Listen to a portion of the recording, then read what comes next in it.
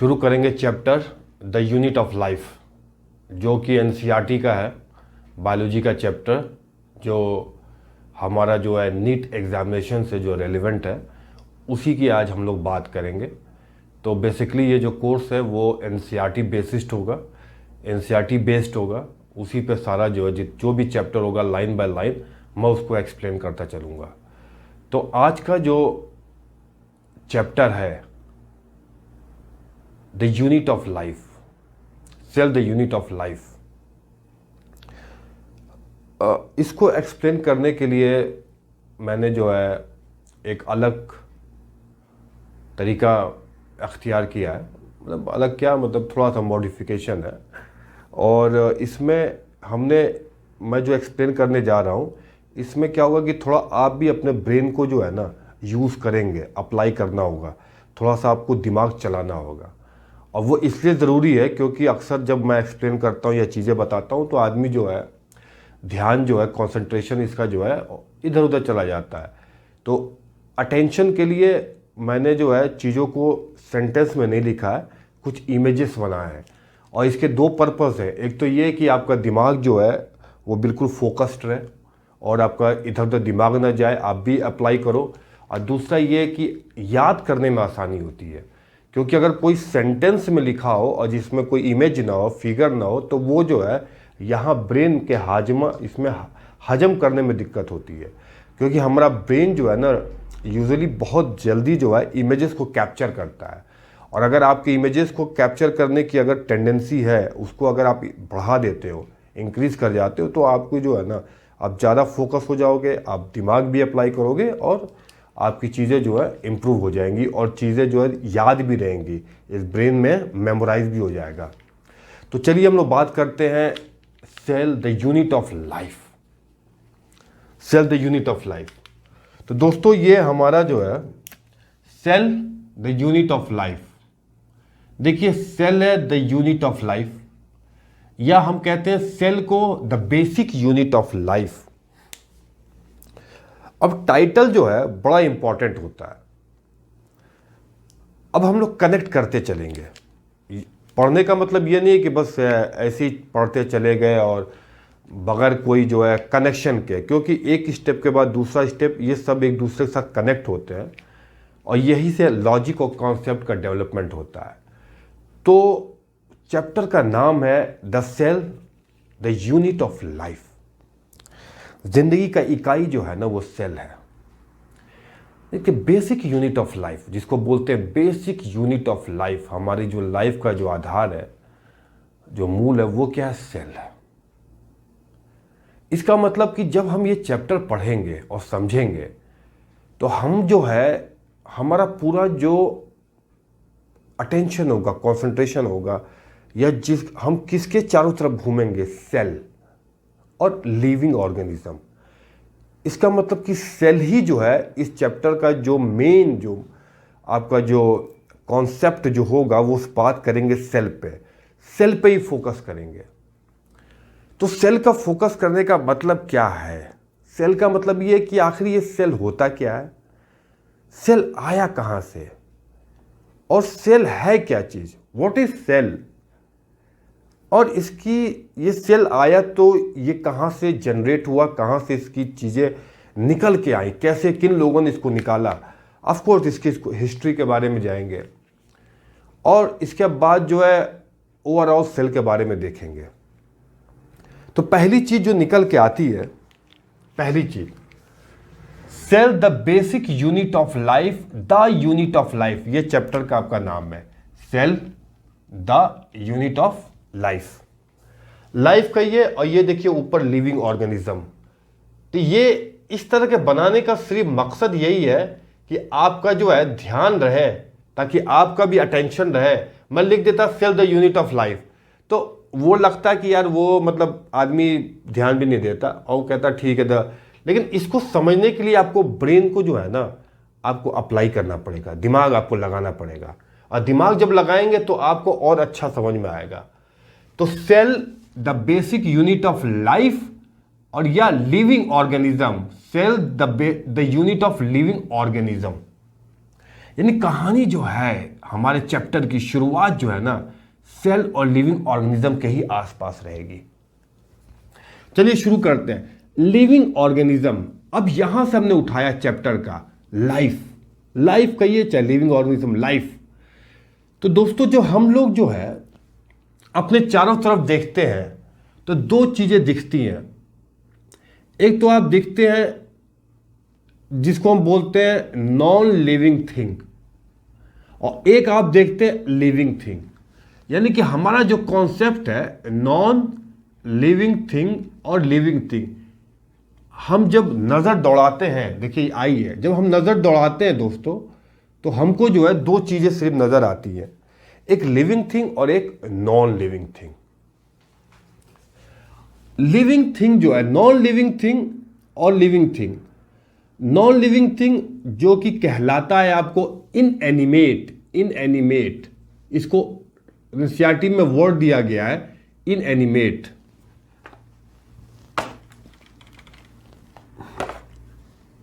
Inanimate, inanimate जैसे chair है, कुर्सी है, और टेबल है, हाउस है, कार है, बैलून है, ये सारी चीजें क्या है, नॉन लिविंग। दो ही चीजें तो आपको नजर आती हैं। अगर आप घर में बैठे हो चाहे दुनिया किसी कोने में बैठे हो, आपको नॉन लिविंग थिंग दिखेगा और आपको लिविंग थिंग दिखेगा, ह्यूमन बींग्स, एनिमल्स, प्लांट। तो ये जो नॉन लिविंग थिंग है उसको हम बोलते हैं इनएनिमेट, इनएनिमेट, जिसको हम नॉन सेलुलर भी बोलते हैं, non cellular, non cellular, non cellular. और ये क्या है, लिविंग थिंग, सेलुलर। ये एनिमेट है, ये क्या है, एनिमेट, इनएनिमेट और एनिमेट। तो हम बैठे हुए हैं तो हमें दिख रहा है कि एक तरफ लाइफ है और दूसरी तरफ नॉन लाइफ है, लाइफ नहीं है। तो अब लाइफ और नॉन लिविंग थिंग, लिविंग और नॉन लिविंग थिंग, ये अलग अलग नाम है, सेलुलर, नॉन सेलुलर। तो आखिर नॉन लिविंग थिंग और लिविंग थिंग ये आपस में ऐसी क्या चीज है जो एक दूसरे को अलग करता है? डिफरेंस क्या है लिविंग थिंग और नॉन लिविंग थिंग? इन दोनों में डिफरेंस क्या है? एन का है, नॉन लिविंग है। तो आखिर लिविंग जो है नॉन लिविंग से अलग क्यों है? अलग क्या है, डिफरेंस क्या है कि जो है इसको एक दूसरे से अलग करता है? लिविंग को नॉन लिविंग से अलग करने का इसमें सबसे बड़ी चीज क्या है? वो है सेल, वो है सेल। तो यहां से सेल का कॉन्सेप्ट स्टार्ट हुआ,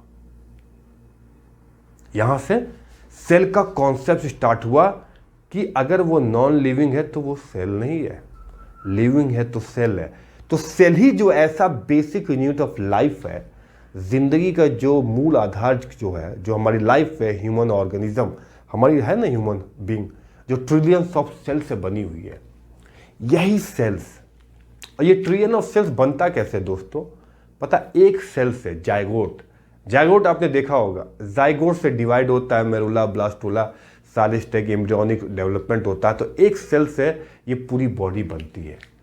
तो इसका मतलब कि एक जो नॉन लिविंग है और एक लिविंग है, इन दोनों को अगर डिफ्रेंशिएट, अगर इन दोनों में अलग किया जाए कि आखिर इन दोनों में क्या अलग है, तो यही है कि लिविंग जो है सेल का बना है, नॉन लिविंग जो है वो सेल का नहीं बना है। तो यहीं से कॉन्सेप्ट आता है सेल का। अब जैसे जाइगोट है, उससे पूरी बॉडी जो ह्यूमन बीइंग बनी हुई है। कभी कभी कंफ्यूजन भी होता है कि जैसे कि वायरस है, वो लिविंग है कि नॉन लिविंग है? वायरस नॉन लिविंग है। अब क्यों है? क्योंकि वो सेल का नहीं बना है। और दूसरा ये है कि जो वायरस है वो ऐसे अगर कहीं पड़ा हुआ है टेबल पे, ज़मीन पे, तो उसका कोई वजूद नहीं है अनलेस एंड अनटिल कि वो वायरस आपके बॉडी के पास आए और आपके अंदर जाए, तब वो अपना जो है डेंजरस रूप जो है दिखाता है, खतरनाक रूप जो है वो दिखाता है वायरस। लेकिन उसको नॉन लिविंग में रखा गया क्योंकि वो एज सच अगर पड़ा हुआ है कहीं पे, उसको चाहिए होस्ट, वो अकेला कुछ नहीं कर सकता, तो इसीलिए उसको नॉन लिविंग कैटेगरी में रखा गया। तो सेल जो है, यहां से शुरुआत हुआ सेल का। अब अच्छा चलो सेल है, अब यहां से एक और कॉन्सेप्ट निकल के आता है कि सेल दो तरह के हैं, एक है यूनिसेलुलर, एक है मल्टी सेलुलर।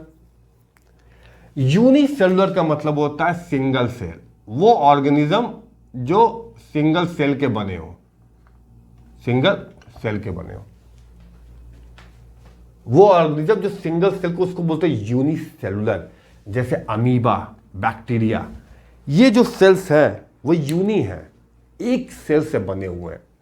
और सबसे हैरान वाली बात यह है कि ये एक सेल जो है ना, अकेला काफी है हर तरह के मैकेनिज्म कहिए, चाहे हर तरह की जो इनके सर्वाइवल है, वो सारे फंक्शन इसके अंदर है। जैसे हमारे अंदर क्या, मैं जिंदा हूं, हमारे अंदर ब्रेन है, हमारे अंदर हार्ट है, हमारे अंदर ब्लड है, हमारे अंदर सारी चीजें हैं, लीवर है, किडनी है, सबका अलग अलग फंक्शन है। लेकिन ये एक सेल जो है ना, एक सिंगल सेल, अमीबा हुआ चाहे बैक्टीरिया हुआ, वो अकेला सरवाइव करता है और सारे फंक्शन को अपने हिसाब से, जो उसकी लिमिटेशन है, अपने हिसाब से वो सारे फंक्शन को जो है वो फंक्शन करता है। सारे जितने भी एसेंशियल है उसके सर्वाइवल के लिए, उसके ग्रोथ के लिए, वो सारा काम जो है एक सेल करता है, जो हमारी ट्रिलियंस ऑफ सेल करती है। तो इसीलिए उसको कहा जाता है यूनिसेलुलर, सिंगल सेल। किसका बना हुआ है? Made up of single cell, एक सेल, वो है अमीबा, बैक्टीरिया। वहीं पे आता है मल्टी सेलुलर ऑर्गेनिज्म। मल्टी जब मल्टी की बात आती है तो यानी कि ये जो मल्टी सेलुलर ऑर्गेनिज्म जो हम हैं, वो किसके बने हुए हैं? मेनी सेल्स के, मल्टीपल जो है सेल्स के बने हुए हैं, मेनी सेल्स के बने हुए हैं, जिसमें जो है मल्टीपल, जिसमें हायर एनिमल और हायर प्लांट्स आते हैं। प्लांट्स एनिमल देखे होंगे, सिंगल सेल तो नहीं होता, ट्रिलियंस ऑफ सेल्स होते हैं। तो वो जो है मेनी सेल्स के बने हुए हैं। इसीलिए हमने यहाँ पे कई सेल्स दिखाया हुआ है कि ये जो है मेनी सेल्स के बने हुए हैं। और ये सेल्स जो है ना, जब और ढेर सारी सेल्स जो एक जगह ग्रुप होती है, group of cells is called tissue, ठीक है। तो ये जो हायर एनिमल्स और हायर प्लांट्स हैं, वो किसकी बनी हुई है? हायर एनिमल और हायर प्लांट्स, वो मल्टीपल सेल्स की बनी हुई है। मेनी सेल्स, मल्टीपल सेल्स, ये जो है मल्टीपल सेल्स मिलके ऑर्गेनिज्म बनाता है, लिविंग ऑर्गेनिज्म,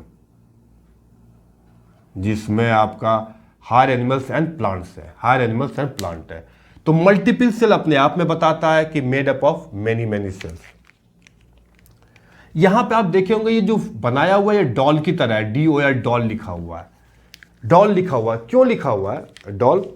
इसलिए लिखा हुआ है क्योंकि मैं यहां बताना चाह रहा था कि ये जो मल्टीपल सेल्स होती हैं, ये डॉल जो है इसको कहते हैं division of labour, division of labour, division of labour.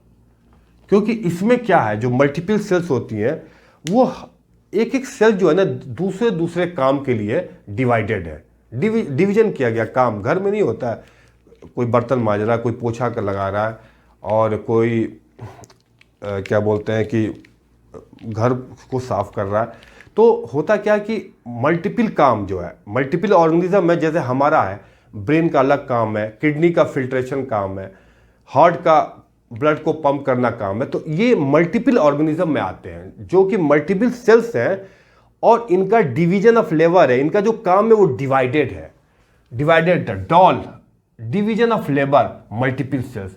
अब ये देखिए, ये जो चीजें है ना आपको याद रहेंगी, लेकिन अगर मैं लिख देता, सिर्फ लिख देता, तो ये दिमाग में आना थोड़ा मुश्किल होता है, मतलब क्योंकि आपको कोई भी चीज को हिंट चाहिए समझने के लिए। तो यहां से आया कि सेल जो है यूनी है, मल्टीपल है।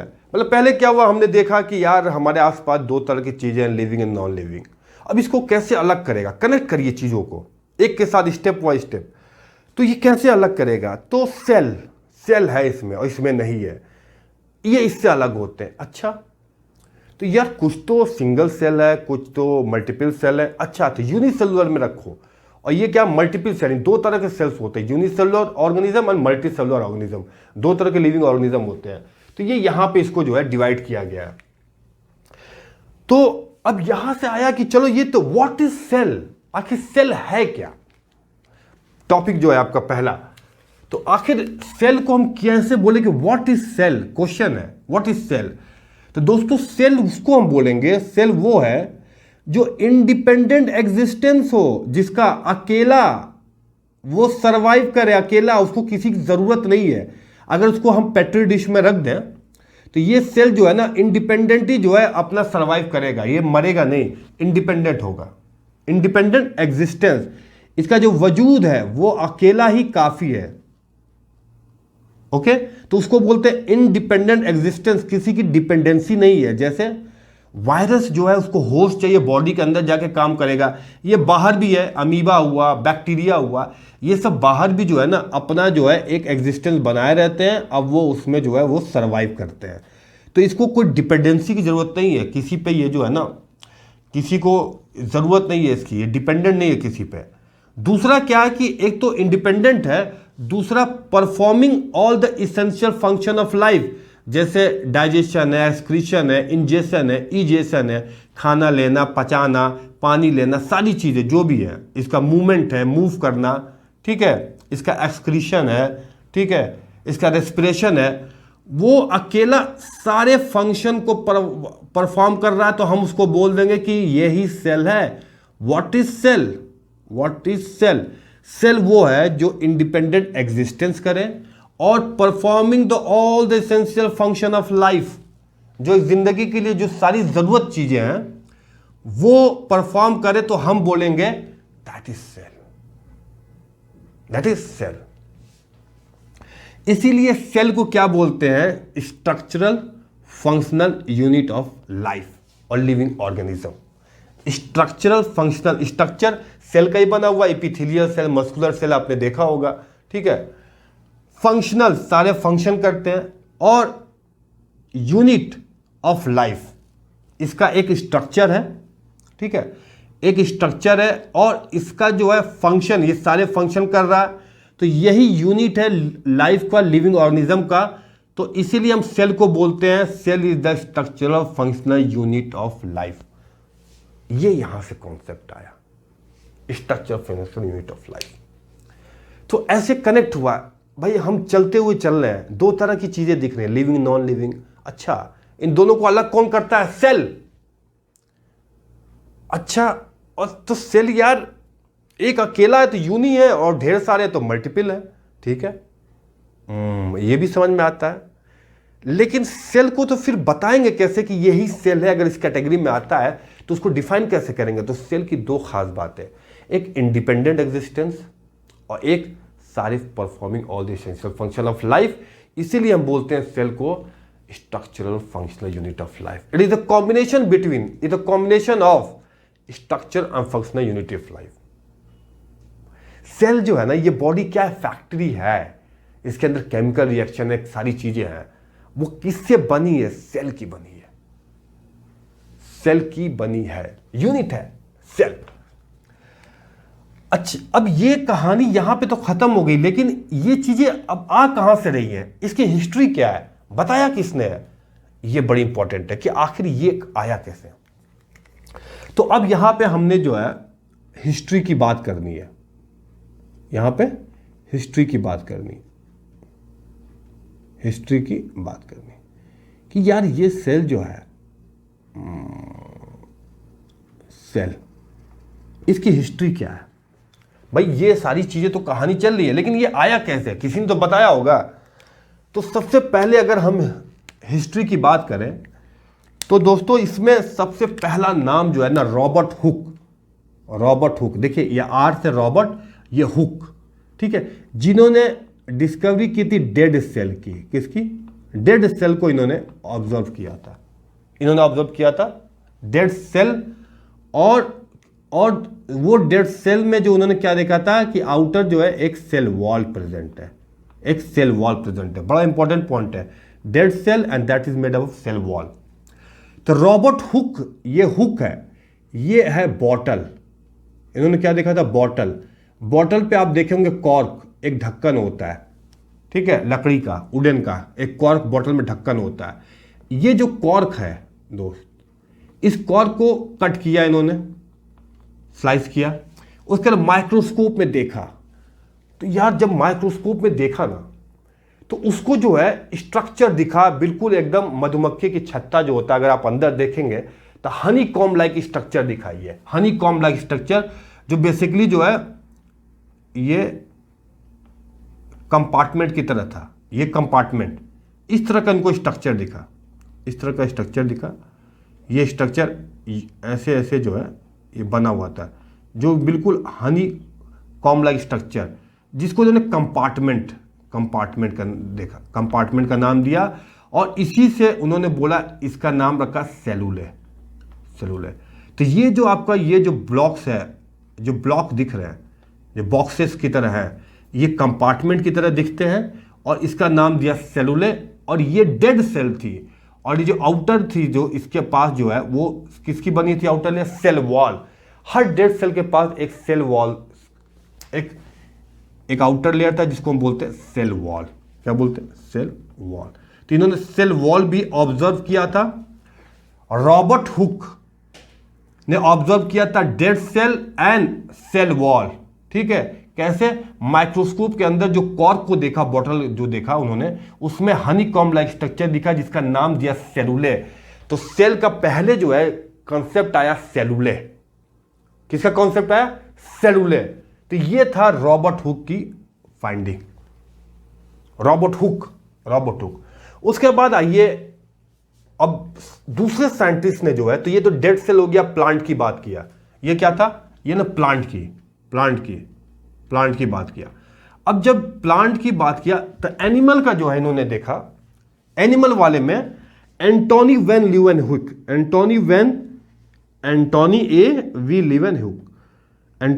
लीeuwenhoek, इनका जो खास, इनके पास एक अपना माइक्रोस्कोप था, ये सेल्फ माइक्रोस्कोप था। ये हर चीज को जो है ना अपने माइक्रोस्कोप पे ला के देखते थे, चाहे कुछ भी हो।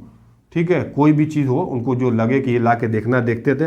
उन्होंने देखा कि माइक्रोस्कोप के अंदर कि एक लिविंग सेल है जो मूव कर रहा है वाटर ड्रॉपलेट्स के अंदर, जो आपका रेनी ड्रॉपलेट्स था, उसके अंदर बैक्टीरिया होता है, वो बैक्टीरिया मूव कर रहा है। तो ये बैक्टीरिया से ही जो है लिविंग ऑर्गेनिज्म का, लिविंग सेल का जो है कॉन्सेप्ट आया, जो कि एंटोनी वैन लीeuwenhoek ने अंडर द माइक्रोस्कोप जो है लिविंग सेल जो है इन्होंने देखा अपने माइक्रोस्कोप में इन्होंने देखा माइक्रोस्कोप में। तो ये यहां पे एंटोनी वैन लिविंग सेल का, अब वो क्या किसका दिया? डेड सेल का कॉन्सेप्ट जो है दोनों ने दिया। अब उसके बाद जो है एक और बड़ी अच्छी फाइंडिंग हुई, एक बहुत ही अच्छी फाइंडिंग हुई। वो फाइंडिंग क्या थी? न्यूक्लियस की, ब्रेन ऑफ द सेल का ब्रेन न्यूक्लियस, आपको मालूम ही है, जेनेटिक मटेरियल। तो ब्रेन ऑफ द सेल का जो है डिस्कवरी किसने किया? रॉबर्ट ब्राउन ने डिस्कवरी किया। तो यहां से कुछ हिस्ट्री का जो है वो कंसेप्ट हुआ, सेलुले, living cell, dead cell and nucleus. तो ये यहां पे थोड़ी पास्ट में हिस्ट्री में हमने देखा, तो ये हुआ। तो अब सेल थ्योरी जो है अब फॉर्मुलेट वहां से जनरेट हुआ, फॉर्मूला आया, फॉर्मुलेट किया गया, बनाया गया सेल थ्योरी। तो जब सेल थ्योरी की जो ओरिजिन थी, देखिए सी से सेल और टी से थ्योरी, सेल थ्योरी में जो है मैथियस स्केलेडन, दो साइंटिस्ट थे, मैथियस स्लीडन जो कि बॉटनिस्ट थे। देखिए जर्मन बॉटनिस्ट, जर्मन, ये प्लांट बना हुआ है।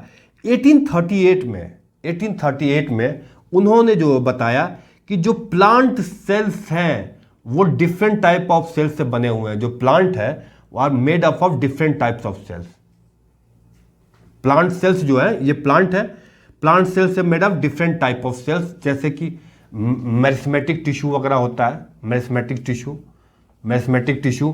तो उन्होंने प्लांट के बारे में बताया कि प्लांट जो है, इस मैथियस स्लीडन 1838 में, ओके, जो प्लांट सेल्स है वो डिफरेंट टाइप्स के सेल्स होते हैं। देखिए डिफरेंट टाइप ऑफ सेल्स, जो कि different types of cells and group that is called tissue, different type of tissue जो बनाते हैं। प्लांट सेल में, जैसे मेरिस्मेटिक टिश्यू।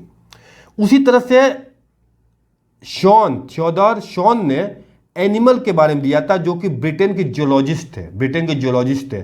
उन्होंने लिविंग ऑर्गेनिज्म में देखा कि एक आउटर मोस्ट लेयर होती है, थिन लेयर होती है, जिसको बोलते हैं प्लाज्मा मेम्ब्रेन, जिसको प्लाज्मा मेम्ब्रेन का नाम दिया उन्होंने। किसका दिया? Plasma membrane. थे तो जूलॉजिस्ट, ब्रिटिश जूलॉजिस्ट थे 1839 में। ये कब दिया? 1839 में। 38 में ये आया और 1838 में different plant cells are made of different type of cells. 1839 में थियोडोर शॉन ने बताया जो लिविंग ऑर्गेनिज्म है वो आउटर मोस्ट लेयर जो प्लाज्मा मेम्ब्रेन की बनी होती है, प्लस उन्होंने ये भी बताया कि जो प्लांट में जो सेल्स हैं उसके जो यूनिक फीचर है वो सेल वॉल है, जो एनिमल में नहीं होता है। तो यूनिक फीचर ऑफ प्लांट यानी सेल वॉल इन्होंने ही बताया था। तो उन्होंने कंबाइंड कहा कि एनिमल हो चाहे प्लांट लिविंग ऑर्गेनिज्म, एनिमल या प्लांट लिविंग ऑर्गेनिज्म जो है किसका बना हुआ है? Cell and its product of cell products of cell. तो सेल हुआ और उसके अंदर के जो कंस्टिट्यूएंट हुए, ऑर्गेनेल हुए, एंडोप्लाज्मिक गोल्जी, न्यूक्लियस, डीएनए। तो जो भी लिविंग और नॉन लिविंग ऑर्गेनिज्म में, प्लांट्स, एनिमल हो या प्लांट्स हो, that is made up of cells and product of cells. इसीलिए आप देखेंगे एनसीईआरटी में नाम लिखा हुआ cells and product of cells. तो ये कॉन्सेप्ट यहां से आया, cells and product of cells. अब ये सेल थ्योरी यहां फॉर्मुलेट हुई, इसमें एक जो है कमी दिखी, वो दिखी कि सेल तो है लेकिन एक सेल दूसरे सेल से आते कहां से हैं। इस कमी को अब हर सेल का क्या होता है, हर थ्योरी आदमी लेके आता है, फिर उसको थोड़ा मॉडिफाई किया जाता है। अगर कुछ नई चीजें पता चलती हैं तो उसको मॉडिफाई किया जाता है ताकि वो कंप्लीट जो है मुकम्मल हो जाए। तो इस सेल थ्योरी को, मॉडिफाइड सेल थ्योरी जो है उन्होंने किया था रोडोल्फ वार्चू ने 1855 में इस सेल थ्योरी को उन्होंने मॉडिफाइड किया। जो कि एक चीज बची हुई थी, जैसे कि अमीबा है, एक अमीबा जो है डिवाइड होता है दो डॉटर सेल में, दो अमीबा में, उसको बोलते ओमनीसेलुलर ई सेलुला। का क्या मतलब हुआ कि ये जो सेल आया है, जो कहां से आया, वो पहले से एक सेल था उसी से आया, जनरेट हुआ। पहले एग्जिस्टिंग सेल जो पहले से मौजूद था उसी सेल से ही ये दो सेल बने हुए हैं। तो all cells arise from the pre existing cells, जो पहले से सेल्स से सारे सेल्स वहीं से आते हैं। जैसे मैंने एग्जांपल दिया था जाइगोट, ह्यूमन बीइंग में एक जाइगोट, सोचिए जब स्पर्म ओवम फ्यूज होता है जाइगोट बनता है सिंगल सेल, अब वहां से ये पूरी बॉडी बनती है। तो उसी तरह से अमीबा जो है डिवाइड होता है दो डॉटर सेल, फिर ये डिवाइड होगा 4, 8, 16। तो यानी कि बाकी सेल कहां से आ रही है? प्री एग्जिस्टिंग सेल से आ रही है। तो यहां पर सेल थ्योरी मॉडिफाइड हो गई। तो अगर क्वेश्चन पूछे कि सेल थ्योरी किसने दिया था, तो ये तो मैथ्यू स्लीडन और शॉन ने दिया था। लेकिन मॉडिफाइड सेल थ्योरी किसने दिया था? रोडोल्फ वार्चू ने दिया था 1855 में। तो ये यहां से क्या मॉडिफाइड हुआ कि जो लिविंग ऑर्गेनिज्म है वो किसके बने? Cell and its product. और जो सेल होती है वो डिवाइड होती है, all cells arise from pre existing cells, जो पहले से ऑलरेडी है सेल, वहीं से सेल आ रही है। तो लिविंग ऑर्गेनिज्म की जो एक्टिविटी ऑफ लिविंग ऑर्गेनिज्म को हम क्या बोलेंगे? Total activity plus interaction of its constituent cells. यानी कि पूरी सेल की थ्योरी क्या है कि एक तो ये है कि सेल जो है, लिविंग ऑर्गेनिज्म जो है made up of cell and its product. New cells कहां से आती हैं? प्री एग्जिस्टिंग सेल से अराइज होती हैं।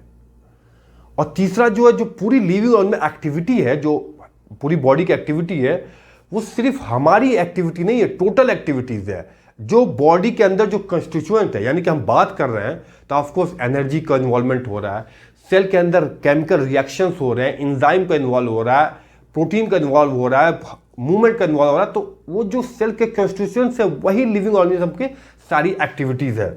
तो यहां से सेल थ्योरी जो है आपकी मॉडिफाइड हो गई, जो कि पहले क्या था कि सेल थ्योरी का क्या पहले था? Independent existence performing the essential function of life. और उसके बाद जब मॉडिफाइड हुआ सेल थ्योरी इन्होंने यहाँ पे, फिर जब मॉडिफाइड हुआ प्रोडक्ट, तो मॉडिफाइड में ये हो गया all cells are arise from pre existing cells, तो ये एक नया जो है इसमें मॉडिफिकेशन हुआ। तो ये तो था आपका बैकग्राउंड जिसमें दो चीजें बड़ी इंपॉर्टेंट थी, एक what is cell and cell theory, ये कहां से जनरेट हुआ, सेल एंड सेल थ्योरी ये दोनों कहां से जनरेट हुआ। तो इस तरह से एक चीजें दूसरे से देखिए कनेक्ट है। पहला क्या कनेक्शन है कि यार चारों तरफ हम लिविंग नॉन लिविंग देखते हैं, दोनों में फर्क क्या है, सेल का फर्क है। एक यूनी है एक मल्टी है, एक सिंगल सेल का बना एक जो मल्टीपल सेल का बना है। तो सेल है क्या चीज, व्हाट इज सेल? सेल जो है independent existence and performing all essential function of life.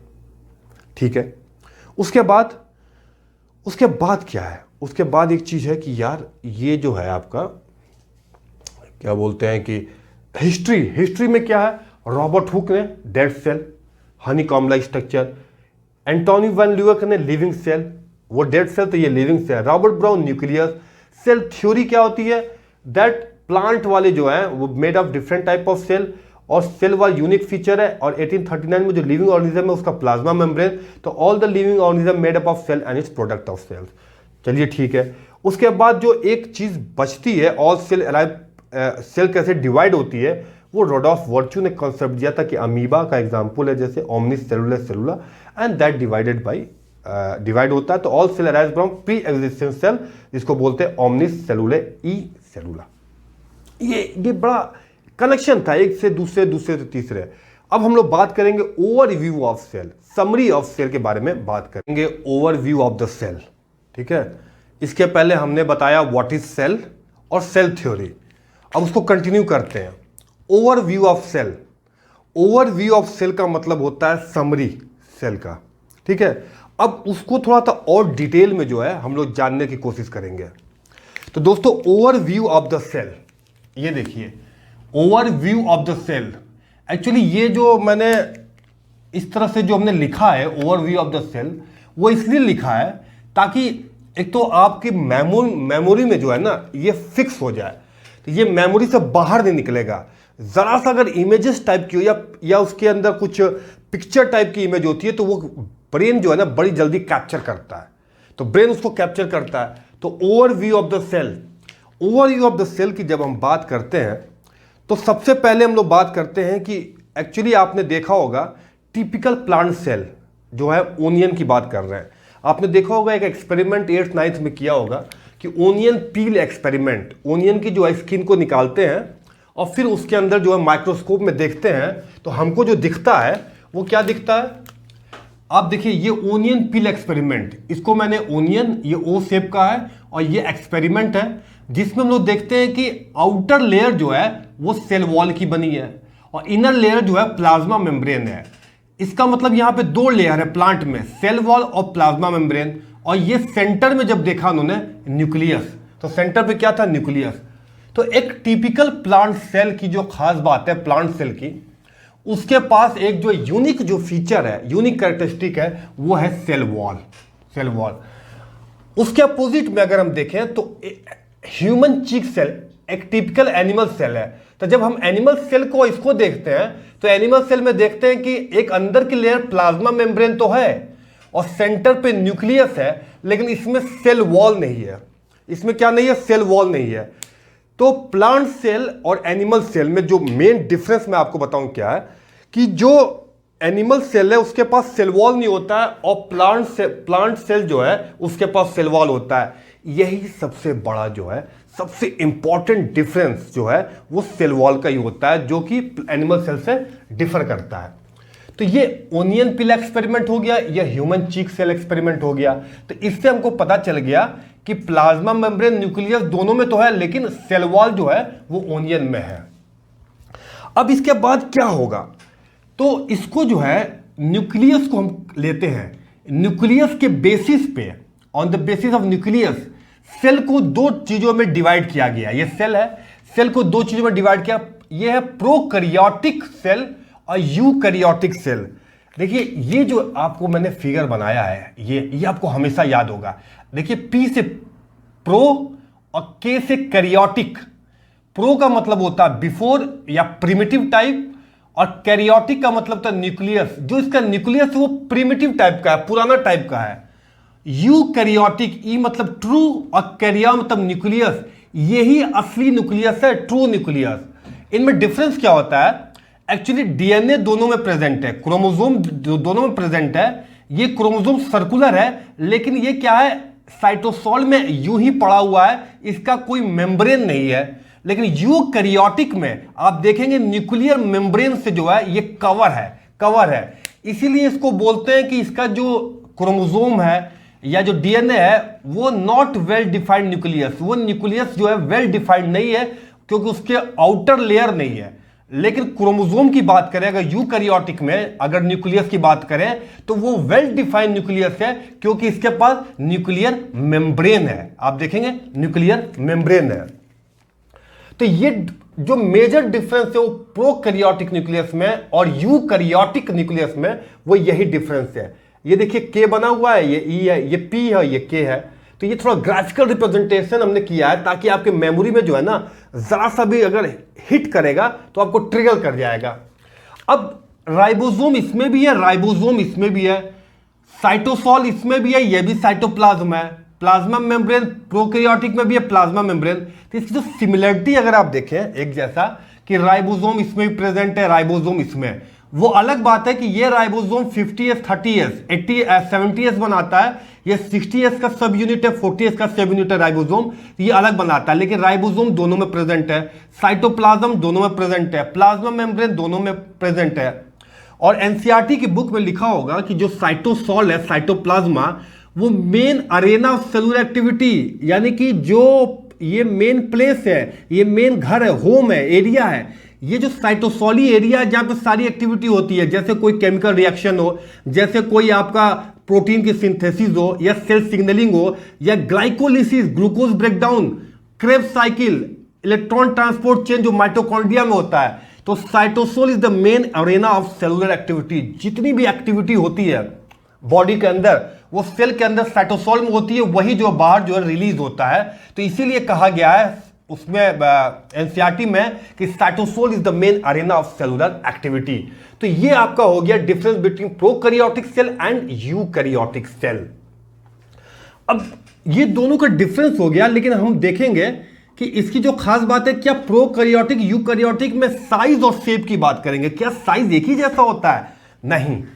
अगर हम साइज की बात करें तो साइज जो है ना एक दूसरे से डिफर करता है। कैसे डिफर करता है? या वेरी करता है, या अनलाइक है, एक ही टर्म है। वो ऐसे करता है कि जो माइकोप्लाज्मा है वो 0.3 माइक्रोमीटर है, and that is called smallest cell. इसको स्मॉलेस्ट सेल की कैटेगरी में रखा जाता है। नर्व सेल जो होती है वो लॉन्गेस्ट सेल होती है, जो आपके ऊपर से नीचे तक जाती है, नर्व सेल। तो ये लॉन्गेस्ट सेल में रखा गया है। उसके बाद ऑस्ट्रिच का अंडा, देखिए ऑस्ट्रिच है, उसका जो एग है वो लार्जेस्ट सेल है, सबसे बड़ा सेल है। लॉन्गेस्ट और लार्जेस्ट में फर्क क्या होता है कि लॉन्गेस्ट वो होता है जिसमें हम लेंथ और ब्रेथ की बात करते हैं, लंबाई और चौड़ाई की। लेकिन लार्जेस्ट सेल में लेंथ एंड ब्रेथ और बाकी इसका पूरा का पूरा जो है सर्कल, पूरा एरिया भी जो है कवर करता है। ये होल जो होता है, सर्कमफेरेंस कहिए, होल एरिया कहिए, कवर करता है। तो इसीलिए ये लार्जेस्ट कहलाता है, इसीलिए ये लार्जेस्ट कहलाता है। तो ये आपका अगर कोई क्वेश्चन आता है, स्मॉलेस्ट सेल तो माइकोप्लाज्मा, लॉन्गेस्ट सेल तो नर्व सेल है, और लार्जेस्ट सेल जो है ऑस्ट्रिच का अंडा है वो कहलाता है आपको ऑस्ट्रिच का है, तो लार्जेस्ट सेल ये है। अब आइए डायमीटर आरबीसी का साइज जो है वो 7 माइक्रोमीटर होता है, आरबीसी का साइज। वहीं पे यूकैरियोटिक की अगर बात करें तो उसका जो साइज है वो 10 से 20 माइक्रोमीटर होता है, 10 से 20। टिपिकल बैक्टीरिया 1 to 2 माइक्रोमीटर, लेकिन कभी कभी बैक्टीरिया का साइज जो है ना 3 से 5 माइक्रोमीटर होता है। तो ये दोनों में से एक दिया रहेगा, तो चाहे 3 से 5 दोगे तो वो टिक लगाइएगा, या अगर टिपिकल बैक्टीरिया का 1 से 2 माइक्रोमीटर भी होगा तो वो भी आप लगा सकते हैं। ये एनसीईआरटी में दिया हुआ है। पीपीएलओ, प्लूरोनिमोनिया लाइक ऑर्गेनिज्म, तो जो प्लूरोनिमोनिया लाइक ऑर्गेनिज्म है जिसका साइज है 0.1 माइक्रोमीटर, तो ये 0.1 माइक्रोमीटर है। वायरसेस 0.02 से 0.2 माइक्रोमीटर जो इसका साइज है। तो ये दोस्तों हमने बात कर लिया साइज की, ये बात हुआ साइज की। और साइज के साथ साथ इनका शेप भी जो होता है ना वो अलग अलग होता है। एक्चुअली सेल की जो बॉडी के अंदर, जैसे आपको मैं बताऊं, हर शेप का अपना अपना एक, अगर सेल का जो है शेप अलग है तो उसका अपना अपना एक फंक्शन है। वो उसलिए रहता है ताकि वो कंफर्टेबल रहे और आसानी से चीज़ों को फैसिलिटेट कर सके, आसानी से चीज़ों को वो जो है मूव कर सके, उसके अंदर सारी चीज़ें हो सके। जैसे आरबीसी है, आरबीसी, तो आरबीसी का अगर शेप की बात करें तो आर मतलब राउंड बाई कॉनकेव, देखिए इसी में लिखा हुआ है राउंड बाई कॉनकेव, जो इसका जो है शेप होता है। डब्ल्यूबीसी जो है इम्यून सिस्टम है, जो बैक्टीरिया और बाहर के इन्फेक्शन से फाइट करता है, वो अमीबॉयड शेप है। वो किस तरह का शेप है? वो है अमीबॉयड शेप। अमीबॉयड शेप ये है आपका अमीबॉयड शेप, अमीबॉयड शेप। और इपिथेलियल सेल जो होती है, जो आपकी बॉडी के अंदर और बाहर जो लेयर होती है जो कवर करता है इपिथेलियल सेल, वो कॉलमनर होता है, वो लॉन्ग एंड नैरो शेप की होती है। ये इपिथेलियल सेल जिसको हम बोलते हैं columnar epithelial cell. Nerve cell जो होती है वो ब्रांच्ड होती है और लॉन्ग होती है नर्व सेल। ये नर्व सेल, ये आपकी नर्व सेल है। उसी तरीके से अगर आप देखें तो प्लांट में भी अगर आप देखेंगे तो जो आपको बोलते हैं ट्रेकियार्ड, ये इलॉन्गेटेड शेप है, ये जाइलम के जरिए जो है पानी को कैरी करता है, वाटर कैरी करता है। मीजोफिल सेल, जो लीफ सेल को बोलते हैं मीजोफिल सेल, वो राउंड एंड ओवल है। तो ये क्या है? ये इलॉन्गेटेड शेप है, इलॉन्गेटेड है। तो एक्चुअली इसका शेप जो होता है हर सेल का अलग अलग होता है, depend upon the division of labour, तो उसका कौन सा काम है। अब आरबीसी को ऑक्सीजन कैरी करना है, ठीक है, तो उस हिसाब से बना हुआ। नर्व सेल को पास करना ट्रांसमिशन, तो उस तरह से बना हुआ है। डब्ल्यूबीसी जो है फाइट करता है, अमीबॉयड शेप है जो कि फाइट करता है आपको अगेंस्ट एनी इन्फेक्शन, तो उस तरह से बना हुआ है। तो ये size of the bacteria, cell का साइज जो है चेंज होता है और उसी हिसाब से सेल का शेप, ये देखिए शेप भी जो है डिफरेंट डिफरेंट शेप को आपको पाया जाता है। अब उसके बाद जो हम लोग बात करते हैं प्रोकैरियोटिक की और डिटेल में जाते हैं। अब हमने प्रोकैरियोटिक की बात किया, तो प्रोकैरियोटिक में कौन कौन से आते हैं? प्रोकैरियोटिक में आपका आता है बैक्टीरिया। फॉर एग्जांपल को पे देखें, blue green algae cyanobacteria, mycoplasma, PPLO, ये सब प्रोकैरियोटिक सेल है। अब इस प्रोकैरियोटिक सेल को अगर आप ऑब्जर्व करेंगे तो इनका साइज जो है स्मॉल है, ये आपको नेकेड आई से नहीं दिखेगा, इसको देखने के लिए माइक्रोस्कोप यूज करना पड़ता है। तो इनका साइज बहुत ही स्मॉल है और चूंकि इनका जो ऑर्गेनाइजेशन है बड़ा सिंपल है, सिंगल सेल है सिर्फ, तो वो बड़ी जल्दी मल्टीप्लाई होता है। क्योंकि हमारी सेल के अंदर तो सेल साइकिल जाता है, G1 फेज, G2 फेज जाता है, लेकिन इनका जो है ना बड़ी तेजी से मल्टीप्लाई करते हैं क्योंकि इनके सेल के अंदर कोई कॉम्प्लेक्सिटी नहीं है, बहुत सिंपल सेल है। तो वो जो है बाइनरी फिजन के जरिए वो डिवाइड हो जाते हैं, इसीलिए कहते हैं कि। और लेकिन फंडामेंटली अगर बात करें सारे सेल के बेसिक अगर स्ट्रक्चर देखें, बेसिक ऑर्गेनाइजेशन देखें, तो सब सिंगल सेल है और एक एक सेल करके बने हुए हैं। तो इसलिए इसका अगर बेसिक स्ट्रक्चर या ऑर्गेनाइजेशन देखें और इसके अंदर देखें तो हर डीएनए है, इसके अंदर राइबोसोम है, अगर बेसिक स्ट्रक्चर देखें तो वो सिमिलर है। इसके अंदर ये नहीं कि कुछ और अलग इसके अंदर डिफरेंट है तो इसके अंदर डिफरेंट है। फंडामेंटली अगर बात करें तो fundamentally the organisation are similar, exactly the same. अब उसकी बात करते हैं, शेप और साइज जो है वेरी करता है इनके अंदर। ये जो होता है प्रोकैरियोटिक में शेप और साइज वेरी करता है। जैसे कुछ बैक्टीरिया रॉड शेप होते हैं जिसको हम बैसिलस बोलते हैं, कुछ सर्कुलर होते हैं जिसको हम कोकस बोलते हैं, कुछ कॉमा शेप के होते हैं जिसको हम विब्रियो बोलते हैं, और कुछ स्पाइरल होते हैं जिसको स्पाइरलम बोलते हैं। तो ये जो है ना इनका जो साइज है वो एक तो चेंज होता है और वेरी करता है depend upon the mode of infection. इनके इन्फेक्शन के मोड से ये डिफर करते हैं। तो इसलिए कहते हैं बैक्टीरिया जो है उसके अंदर एक और बड़ा इंपॉर्टेंट टर्म आता है प्लियोमॉर्फिक नेचर। प्लियो मतलब मल्टीपल, मॉर्फोलॉजी मतलब चेंज इन शेप में जो चेंज हो जाता है। फॉर एग्जाम्पल कभी कभी क्या होता है कि अगर बैसिलस का इन्फेक्शन है और अगर आप कोई दवा एंटीबायोटिक देते हैं बैसिलस को किल करने के लिए तो वो कोकस में बदल जाएगा, तो वो एंटीबायोटिक काम नहीं करेगा। तो बैक्टीरिया है एक unique feature of shape change from bacillus to coccus, उसको हम बोलते हैं प्लियोमॉर्फिक नेचर, प्लियोमॉर्फिक नेचर। तो यहां पे हमने जो है इंट्रोडक्टरी पार्ट में बताया कि कैसे कैसे शेप, साइज और दोनों एनिमल सेल और प्रोकैरियोटिक यूकैरियोटिक में क्या क्या डिफरेंस है। उसके बाद जो है हमने बताया कि प्रोकैरियोटिक में क्या क्या इसके फीचर्स हैं, स्मॉलर साइज है, multiple rapidly, fundamentally organise, similar है, साइज और शेप में वेरी करता है, और इसका क्या नेचर होता है, प्लियोमॉर्फिक नेचर होता है। कैसा होता है ये देखेंगे प्रोकैरियोटिक स्ट्रक्चर। प्रोकैरियोटिक स्ट्रक्चर जो है, प्रोकैरियोटिक सेल की बात करें अगर हम, तो उसका स्ट्रक्चर बहुत सिंपल होता है as compare to eukaryotic cell. Simple होता है लेकिन इतना काफ़ी है कि वो सरवाइव कर सके, वो सारा फंक्शन कर लेता है और उसका इंडिपेंडेंट एग्जिस्टेंस जो हमने शुरू में बताया था, and it is having the capability, ability to do all the essential life of its cellular activity. जितनी भी सेलुलर एक्टिविटीज़ है which is for his survival of his life, वो अपना जो है करता है। तो प्रोकैरियोटिक स्ट्रक्चर में देखेंगे कि क्या क्या उसके अंदर जो है कौन कौन से मॉलिक्यूल प्रेजेंट हैं या कौन से ऑर्गेनेल हैं या नहीं है, वो हम लोग देखते हैं। तो प्रोकैरियोटिक स्ट्रक्चर, तो ये स्ट्रक्चर है आपका प्रोकैरियोटिक का। जब हम किसी भी सेल का स्ट्रक्चर पढ़ते हैं तो सबसे पहले हम ये मेम्ब्रेन की बात करते हैं। ये जो प्रोकैरियोटिक जो सेल है, बैक्टीरिया, उसके 3 लेयर होती हैं, 3 लेयर। देखिए इसको बढ़ाया है हमने, ये एक्सटेंशन नहीं है, हमें सिर्फ समझाने के लिए, ये इसका एक्सटेंशन नहीं है, बस ये कि सेल वॉल है। तो ये जो सेल वॉल है, सेल वॉल जो आउटर लेयर है, ये आपकी सेल वॉल है। ये क्या है? आपका सेल वॉल है।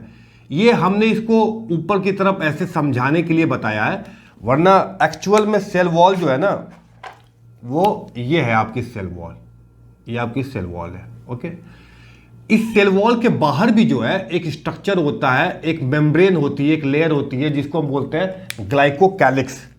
क्या बोलते हैं? ग्लाइकोकैलिक्स। ग्लाइकोकैलिक्स ये सिर्फ हमने आउटर इसको बनाया है बाहर की तरफ समझाने के लिए बताया है, अदरवाइज इसका कोई ऊपर की तरफ कोई एक्सटेंशन नहीं है। सिर्फ ये बताया है कि ये ग्लाइकोकैलिक्स है, ये लेयर जो है सेल वॉल है, और सेल वॉल के आउटर मोस्ट लेयर पे ग्लाइकोकैलिक्स है। उसके बाद सेल वॉल के अंदर अगर आप जाएंगे तो प्लाज्मा मेम्ब्रेन है, प्लाज्मा मेम्ब्रेन है। ये सिर्फ हम जो है बताने के लिए कि ये प्लाज्मा मेम्ब्रेन है, ये लेयर सेल वॉल है, और इसका बाहरी जो लेयर है वो क्या है? ग्लाइकोकैलिक्स है। तो ये यहां पे ये नहीं समझना है कि ये इसका एक्सटेंशन है, कोई एक्सटेंशन नहीं है। ये मेम्ब्रेन को समझाने के लिए आउट ऑफ प्रोपोर्शन मैंने बनाया है, इसको बाहर बना दिया है बस। एक्सटेंशन क्या है? एक्सटेंशन, जो इंपॉर्टेंट एक्सटेंशन है मैं आपको बताऊं, वो है ये जो प्लाज्मा मेम्ब्रेन होता है ना, वो अंदर की तरफ जो है धंसा होता है, अंदर की तरफ धंसा होता है। ये प्लाज्मा मेम्ब्रेन का एक्सटेंशन है, इसको मीजोजोम बोलते हैं। ये है एक्सटेंशन, ये है एक्सटेंशन। तो सिर्फ एक ये एक्सटेंशन है मीजोजोम, ये इसका एक्सटेंशन है। ठीक है। अब दोस्तों ग्लाइकोकैलिक्स, सेल वॉल और प्लाज्मा मेम्ब्रेन, ये तीनों को हम लोग बोलते हैं सेल एनवेलप। क्या बोलते हैं? Cell envelope. देखिए बनाया हुआ है, ग्लाइकोकैलिक्स पहला, दूसरा सेल वॉल और प्लाज्मा मेम्ब्रेन, ये एक ही एनवेलप में बंद है। तो इसीलिए अगर सेल एनवेलप में पूछा जाए कि सेल एनवेलप में क्या क्या आता है, तो वो ग्लाइकोकैलिक्स, सेल वॉल और प्लाज्मा मेम्ब्रेन, ये 3 चीज हो गई, ये लेयर। लेकिन अगर किसी भी मेम्ब्रेन का एक्सटेंशन पूछा जाए जो धंसा हुआ इनवेजिनेट है, जो अंदर की तरफ फोल्ड है, इस तरह अंदर की तरफ आया हुआ है, वो आपका कहलाता है मीजोजोम। तो सिर्फ ये प्लाज्मा मेम्ब्रेन का बाहर हुआ स्ट्रक्चर है मीजोजोम, जो कि इनफैक्ट सेल डिवीजन में आप देखेंगे काम आएगा, मैं बताऊंगा, और रेप्लिकेशन में काम आता है। तो ये मीजोजोम्स जो है ये सिर्फ प्लाज्मा मेम्ब्रेन का एक्सटेंशन है। अब बाकी ये 3 लेयर जो है ना बड़ी इंपॉर्टेंट है, जिसको सेल एनवेलप कहते हैं, और ये तीनों लेयर जो है इस एनवेलप में बंद है। तो ये सेल एनवेलप किसको बोलेंगे? Glycocalyx, cell wall, plasma membrane. लेकिन अगर कोई इन्वेजिनेशन है, मीजोजोम जो है वो प्लाज्मा मेम्ब्रेन का इन्वेजिनेशन है, अंदर की तरफ धंसा हुआ, या अंदर की तरफ जो एक्सटेंशन है, एक्सटेंशन ऑफ प्लाज्मा मेम्ब्रेन जो है वो मीजोजोम कहलाता है। तो ये बड़ा इंपॉर्टेंट स्ट्रक्चर है, जो आउटर लेवल पे सेल वॉल के बाहर ग्लाइकोकैलिक्स, अंदर प्लाज्मा मेम्ब्रेन, बीच में सेल वॉल होता है। तो ये हो गया मेम्ब्रेन का स्ट्रक्चर। जब मैं मेम्ब्रेन की बात करता हूं ना, तो दोस्तों एक बात याद रखिए कि मेम्ब्रेन पे जो है आपका आप देखेंगे प्रोकैरियोटिक स्ट्रक्चर में एक थ्रेड लाइक स्ट्रक्चर होता है या विप कोड़े की तरह बाहर, वो फ्लैजेला होता है। क्या होता है? फ्लैजेला। बैक्टीरिया के अंदर जो है ये फ्लैजेला प्रेजेंट होता है, मैंने एफ दिखाया हुआ है। ये फ्लैजेला पता है सेल वॉल के एक्सटेंशन, सेल वॉल से स्ट्रक्चर निकलता है। ये कहां से निकलता है? ये सेल वॉल से, फ्लैजेला, इसको बोलते हैं फ्लैजेला। तो इसीलिए मैंने सेल वॉल का जो है ये जो थ्रेड लाइक स्ट्रक्चर जो है यहां से निकला हुआ है, ये कहलाता है फ्लैजेला। क्या कहलाता है? फ्लैजेला। और उसके बाद एक स्ट्रक्चर जो है ये सेल वॉल का एक्सटेंशन है, लेकिन अगर ग्लाइकोकैलिक्स का एक्सटेंशन अगर हम देखें, ये जो ग्लाइकोकैलिक्स है उसको बोलते हैं पिलाई। क्या बोलते हैं? पिलाई। ये क्या बोलते हैं इसको? पिलाई। पिलाई। ये पिलाई जो है पूरे सरफेस पे, यानी ग्लाइकोकैलिक्स जो आउटर लेयर है वो उसके सरफेस पे पिलाई पाया जाता है, उसके सरफेस पे पिलाई पाया जाता है। तो ये सिर्फ समझने के लिए, ताकि आपको समझ में आए कि पिलाई जो है इसका हिस्सा है आउटर सरफेस का ग्लाइकोकैलिक्स, ठीक है। और फ्लैजेला जो होता है वो कहाँ से इमर्ज होता है, कहाँ से निकलता है? ये निकलता है आपका सेल वॉल से, सेल वॉल से। ये जो फ्लैजेला है वो निकलता है सेल वॉल से। ये बड़ा इंपॉर्टेंट है, सेल वॉल से, जो इसके मूवमेंट में हेल्प करता है। पिलाई सरफेस को अडहेर, चिपकने में हेल्प करता है। ये सारा हम पढ़ेंगे, ठीक है। तो बाहर में 3 लेयर हो गई, 3 लेयर के साथ जो है फ्लैजेला अटैच है सेल वॉल से, फ्लैजेला। ये बड़ा इंपॉर्टेंट है कि पिलाई जो है आउटर ग्लाइकोकैलिक्स, ये जो लेयर है वहां से पिलाई जो है निकलता है, और ये सेल वॉल है। So flagella is coming from cell wall and pili is coming from outer layer of that is glycocalyx. Okay, तो ये हो गया। अब अंदर चलते हैं। अंदर तो आपको पता है कि ये जो अंदर जो फ्लूइड मटेरियल है, फ्लूइड मटेरियल, ये एक्चुअली साइटोप्लाज्म है। क्या है? फ्लूइड मैट्रिक्स मटेरियल जो इसके अंदर, ये एरिया जो है, जो फ्लूइड का स्ट्रक्चर है, जो उसको बोलते हैं साइटोप्लाज्म। और साइटोप्लाज्म में ही जो है सारी चीजें इसके अंदर होती हैं। अब साइटोप्लाज्म में सबसे इंपॉर्टेंट पार्ट अगर हम देखें तो हम बात करेंगे आपका डीएनए। ये देखिए डीएनए है ना, डीएनए, ये क्या? तो इसके पास जो है ना सर्कुलर डीएनए होता है। क्या होता है? Circular DNA.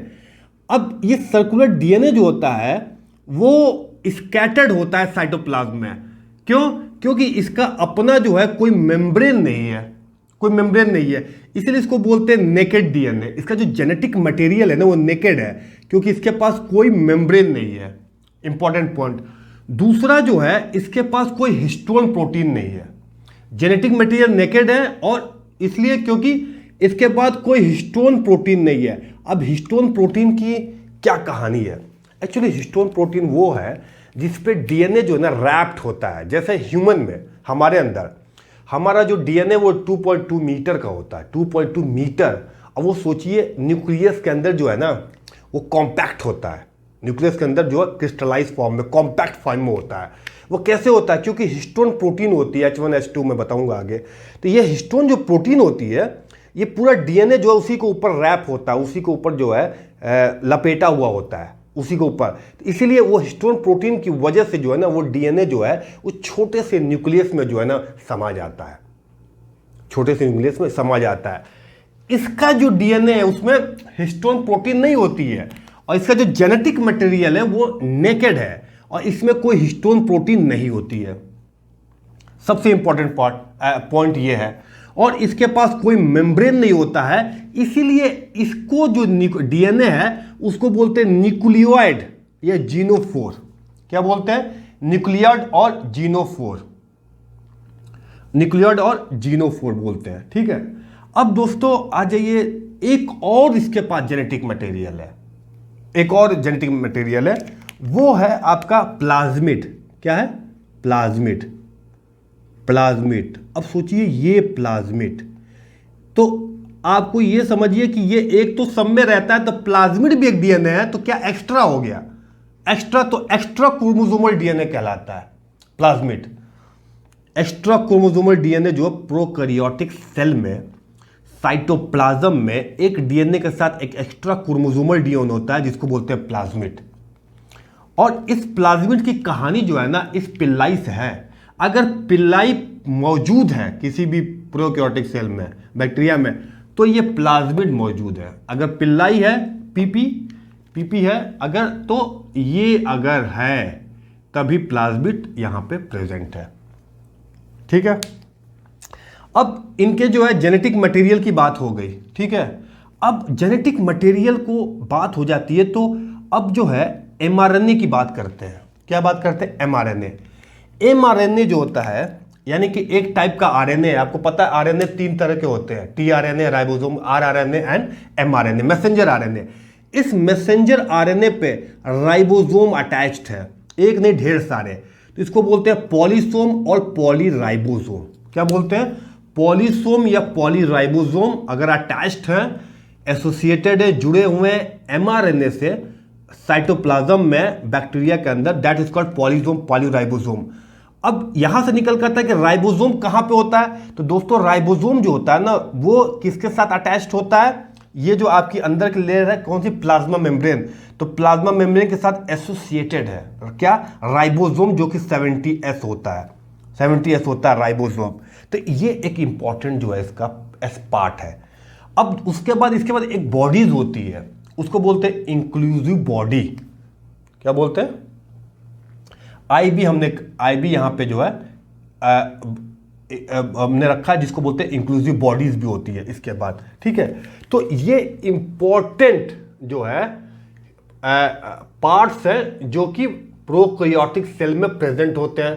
सेल एनवलप, अंदर की तरफ मीजोजोम, ये इंक्लूसिव बॉडीज हो गई, सरफेस पे पिल्लाई हो गई, सेल वॉल से फ्लैजेला हो गया, राइबोसोम जो है प्लाज्मा मेम्ब्रेन के साथ अटैच्ड है। उसके बाद 2 डीएनए हैं, एक तो आपका जो है नेचुरल डीएनए या मेन डीएनए कहिए, जो नेकेड डीएनए होता है, जिसके पास हिस्टोन प्रोटीन नहीं होता है, जिसको न्यूक्लियड या जीनोफोर बोलते हैं। उसके साथ साथ इसके पास एक एक्स्ट्रा क्रोमोसोम होता है, वो आपको बोलते हैं प्लाज्मिड। ये क्रोमोसोम और ये आपका प्लाज्मिड। ठीक है, एक्स्ट्रा क्रोमोसोम और डीएनए है। ठीक है, तो ये हो गया। अब हम बात करते हैं कि इसमें क्या क्या नहीं है, इसके अंदर क्या क्या नहीं है। तो पहले तो सेल वॉल तो इसके अंदर है, जो कि सेल वॉल इसके अंदर मौजूद है। इसके बाद साइटोप्लाज्म है, फ्लूइड मैट्रिक्स साइटोप्लाज्म है। इसके पास क्या नहीं है आप देखेंगे, इसके पास माइटोकॉन्ड्रिया नहीं है, इसके पास प्लास्टिड नहीं है, इसके पास न्यूक्लियस नहीं है। अब वो क्या होते हैं? वो डबल मेम्ब्रेन स्ट्रक्चर है। वो ऑर्गेनेली जो डबल मेम्ब्रेन स्ट्रक्चर जो यूकैरियोटिक में पाया जाता है, वो प्रोकैरियोटिक में नहीं है। इसका माइनस मतलब नहीं है। ठीक, माइटोकॉन्ड्रिया नहीं है, प्लास्टिड नहीं है, न्यूक्लियस नहीं है। तो ये इंपॉर्टेंट पार्ट है, आपको याद रखना है कि डबल मेम्ब्रेन स्ट्रक्चर जो है ये किस में नहीं है? ये आपका माइटोकॉन्ड्रिया, प्लास्टिड और न्यूक्लियस में नहीं है। डबल तो छोड़िए, सिंगल मेम्ब्रेन बाउंड ऑर्गेनेल भी नहीं है। एंडोप्लाज्मिक रेटिकुलम नहीं है, गोल्जी नहीं है, लाइसोसोम नहीं है, वैक्यूल नहीं है। इवन इसके पास माइक्रोबॉडीज भी जो है प्रेजेंट नहीं है, माइक्रोबॉडीज भी नहीं है इसके पास। ठीक है, सिर्फ अगर बात करें कि ऑर्गेनेली कौन सा है, तो वो राइबोसोम है। लेकिन एक ऑर्गेनेली राइबोसोम तो है, लेकिन ये भी जो राइबोसोम है, ये जो राइबोसोम है, वो मेम्ब्रेन नहीं है इसके पास कोई मेम्ब्रेन नहीं है। तो ये एक ऑर्गेनेली जो सिंगल ऑर्गेनल प्रेजेंट है, वो नॉन मेम्ब्रेनस है। क्या है? नॉन मेम्ब्रेनस है। उसके बाद जो है, इवन इसके पास सेंट्रियोल और सेंट्रोसोम नहीं है, जो कि यूकैरियोटिक का पार्ट है, यूकैरियोटिक में होता है, तो ये नहीं है। तो ये इंपॉर्टेंट स्ट्रक्चर है और ये सारी चीजें इसमें नहीं है। सिर्फ सेल वॉल और फ्लूइड मैट्रिक्स साइटोप्लाज्म प्रेजेंट है। ठीक है, अब इसको इंडिविजुअली हम लोग जो है देखेंगे डिटेल में, इसको डिटेल में हम लोग पढ़ेंगे कि आखिर जेनेटिक डीएनए क्या है, बाकी आपका जो है मीसोसोम, इंक्लूसिव बॉडीज वगैरह, राइबोसोम वगैरह क्या क्या है, तो ये हम लोग अब पढ़ेंगे। सेल वॉल में और क्या क्या उसके पार्ट्स होते हैं, वो हम लोग देखेंगे। ओके, तो अब हम लोग स्टार्ट करेंगे जेनेटिक मटेरियल। अब हम लोग बात करेंगे एक एक मॉलिक्यूल जो प्रोकैरियोटिक सेल के अंदर प्रेजेंट होता है। जैसे सबसे पहले मैं बात करूंगा जेनेटिक मटेरियल। तो एक्चुअली प्रोकैरियोटिक सेल में ये जेनेटिक मटेरियल यानी कि डीएनए जो पाया जाता है, तो अगर आप इसको ध्यान से देखें, अगर आप थोड़ा सा केयरफुली देखें, तो ये जो है आपका ये जेनेटिक मटेरियल जो डीएनए है, ये सर्कुलर होता है। ये क्या होता है? सर्कुलर और डबल स्टैंडर्ड होता है। डबल, ये जो है डबल स्टैंडर्ड जो है मैंने बनाया हुआ, ये डबल स्टैंडर्ड और सर्कुलर डीएनए होता है। ये जो डीएनए है प्रोकैरियोटिक डीएनए, यही मेन जीनोम है। जीनोम क्या है? वो DNA, chromosome, total number of chromosome. तो ये सर्कुलर जो डीएनए है, तो ये मेन जीनोम है। और ये कहाँ प्रेजेंट होता है? साइटोप्लाज्म में, साइटोप्लाज्म में। और इसका पास जो है न्यूक्लियर मेम्ब्रेन नहीं होता है, ये नेकेड होता है। जो जेनेटिक मटेरियल है, मेम्ब्रेन नहीं होता है, तो इसलिए इसको न्यूक्लियाइड बोलते हैं। न्यूक्लियाइड, प्रिमिटिव टाइप का न्यूक्लियस या जीनोफोर कहते हैं, जो मैंने स्ट्रक्चर में बताया था। तो इस डीएनए को देखने के बाद, इस क्रोमोसोम को देखने के बाद देखिए ये सर्कुलर टाइप का है एंड ये क्या है? डबल स्ट्रैंडेड है, डबल स्ट्रक्चर्ड है, डबल स्टैंडर्ड है। और ये मेन जीनोम है जो प्रोकैरियोटिक सेल के अंदर जो मेन जीनोम है वो ये है आपका, जिसको हम बोलते हैं न्यूक्लियाइड और जीनोफोर। क्यों? क्योंकि एक और पाया जाता है जो कहलाता है प्लाज्मिड। प्लाज्मिड ये एक्स्ट्रा क्रोमोसोमल डीएनए है, जो कि इसकी एक बड़ी अच्छी फीचर है, यूनिक कैरेक्टरिस्टिक जिसको बोलते हैं। एक खास बात है कि ये रेजिस्टेंस होता है एंटीबायोटिक की। रेजिस्टेंस, एंटीबायोटिक इस पर काम नहीं करता है। डबल स्टैंडर्ड है और सर्कुलर है। तो इसीलिए दो तरह के डीएनए है, एक ये मेन डीएनए है, मेन जीनोम, और एक प्लाज्मिड प्रेजेंट होता है। ये प्रोकैरियोटिक सेल की एक खास बात है। ठीक है, तो ये हो गया आपका genetic material. Genetic material, main genome, DNA, ये कैसा होता है। उसके बाद हम लोग बात करते हैं सेल एनवलप की। तो हमने सेल एनवलप में हमने जो स्ट्रक्चर था, अगर आप रिकॉल करें, उसमें बताया था मैंने ग्लाइकोकैलिक्स सबसे बाहर, फिर सेल वॉल और प्लाज्मा मेम्ब्रेन, ये तीनों लेयर अगर आपको याद हो तो पहला जो है आपका ये प्लाज्मा मेम्ब्रेन, जिसको साइटोप्लाज्मिक मेम्ब्रेन बोलते हैं। उसके बाद जो है आपका सेल वॉल, और फिर उसको जो है बाहर वाली जो लेयर एक है वो क्या कहलाती थी? ग्लाइकोकैलिक्स लेयर कहलाती थी। ठीक है, अगर आपको याद है तो ये, और इसको हमने अलग तरीके से बना के समझाया था। तो cell envelope and its modification, ये cell envelope and its modification में क्या है? मॉडिफिकेशन में, तो अगर हम पहले बात करें अगर, तो पहले है ग्लाइकोकैलिक्स। देखिए ग्लाइकोकैलिक्स जो है ये आउटर मेम्ब्रेन है। ये आपने देखा, ये जो ग्लाइकोकैलिक्स था वो आउटर मेम्ब्रेन है। ठीक है, फॉर एग्जांपल मैं फिर से बना देता हूं, ये आपका प्लाज्मा मेम्ब्रेन और ये आपका सेल वॉल, और ये आपका बाहरी जो लेयर है वो है आपका ग्लाइकोकैलिक्स। ओके, तो ये ग्लाइकोकैलिक्स आउटर मेम्ब्रेन, सबसे बाहर मेम्ब्रेन है। अब इसकी खास बात क्या होती है? ये जो मेम्ब्रेन होती है ना, एक्चुअली प्रोटेक्शन के काम आती है, प्रोटेक्ट करती है एक्सटर्नल किसी भी चीज से, इसको प्रोटेक्ट करती है। तो इसीलिए ये हमने दिखाया हुआ है कि प्रोटेक्शन, कोई भी चीज आता है, कोई भी मॉलिक्यूल आता है, इसको हिट करता है, इसको अंदर नहीं जाने देता है, इसको प्रोटेक्ट करता है। तो ये लेयर जो है डिफेंस सिस्टम में काम आता है, सेल्फ डिफेंस सिस्टम में काम आता है। और क्या है, ये लेयर है ना, ये म्यूकोपॉलीसेकेराइड की बनी हुई है, म्यूकोपॉलीसेकेराइड की बनी हुई है। और ये काम आता है एडहेशन में, चिपकने में काम आता है, कहीं भी अडहेर होने में काम आता है, चिपकने में। तो ये ग्लाइकोकैलिक्स किसकी जो है, ये कुछ कैरेक्टरिस्टिक है, कुछ फीचर्स है, कुछ क्वालिटीज है, कुछ एट्रीब्यूट्स है, attributes of this glycocalyx. Mucopolysaccharides, outer membrane, protection में काम आता है। ये चिपचिपी पदार्थ होती है, तो एडहेशन में, ये देखिए पैर की तरह बनाया हो, तो एडहेशन में काम आता है। ये दो फॉर्म होती है इसकी, एक होती है स्लाइम लेयर और एक होती है कैप्सूल। दोस्तों जो स्लाइम लेयर होती है ना, ये मेम्ब्रेन जो है वो लूज होती है, लूज टाइप की होती है। ये भी चिपचिपा होता है लेकिन लूज होता है। लूज होने से क्या होता है कि अगर ये मेम्ब्रेन, ये अगर आपको बैक्टीरिया अगर होस्ट में है, किसी के बॉडी में है, तो वहां से वाटर और न्यूट्रिएंट का जो है बाहर निकलने से रोकेगा। इसका जो वाटर न्यूट्रिएंट का जो है रिटेंशन करेगा, और इसका रिलीज जो है, रिलीज इसको ब्लॉक करेगा। ये रिलीज नहीं होने देगा, कहां से? होस्ट सेल अगर हमारी बॉडी के अंदर है तो होस्ट है हम, और वहां से वाटर न्यूट्रिएंट को जो है बाहर नहीं निकलने देगा, ठीक है, बाहर नहीं निकलने देगा। तो ये आता है, तो ये स्लाइम लेयर में आता है, स्लाइम लेयर में आता है ये। उसके बाद हम बात करते हैं कैप्सूल की। कैप्सूल, तो कैप्सूल का मतलब ही है कि आप देखिए ये मेम्ब्रेन टफ है, टाइट है, एकदम टाइट है, और ये भी स्टिकी और गमी होता है। ये भी चिपकने और स्टिकी गमी म्यूकोपॉलीसेकेराइड का होता है। लेकिन इसका क्या होता है ये दोस्तों, ये क्या होता है कि ये इम्यून सिस्टम है। सपोज करिए ये बैक्टीरिया कैप्सूल वाला मेरे अंदर है, कैप्सूल बॉडी के अंदर। अब हमारा इम्यून सिस्टम जो है, जैसे WBC है डिफेंस सिस्टम, वो उसको मारना चाहेगा, उसको बैक्टीरिया को। लेकिन ये कैप्सूल होने की वजह से ये जो इम्यून हेडक्वार्टर से WBC निकला वो उसको रोक दिया, प्रिवेंट कर दिया फ्रॉम इम्यून होस्ट सेल। तो इम्यून होस्ट सेल का जो डिफेंस सिस्टम है, मेरा जो इम्यून सिस्टम है, वो ये कैप्सूल प्रोटेक्ट करता है। तो हमने बताया था ना कि प्रोटेक्शन में काम आता है। स्टिकी होता है, गमी टाइप का जो है ये फॉर्म होता है। तो ये होती है ग्लाइकोकैलिक्स, जो कि आउटर मोस्ट लेयर है। तो ये आपकी जो है ग्लाइकोकैलिक्स के बारे में कुछ पॉइंट है जो कि बहुत इंपॉर्टेंट है। Slime layer and capsule, this are two form, ठीक है। मोस्ट इंपॉर्टेंट पॉइंट है वो है सेल वॉल दोस्तों, सेल वॉल। इस सेल वॉल पे ध्यान देने लायक है ये सेल वॉल।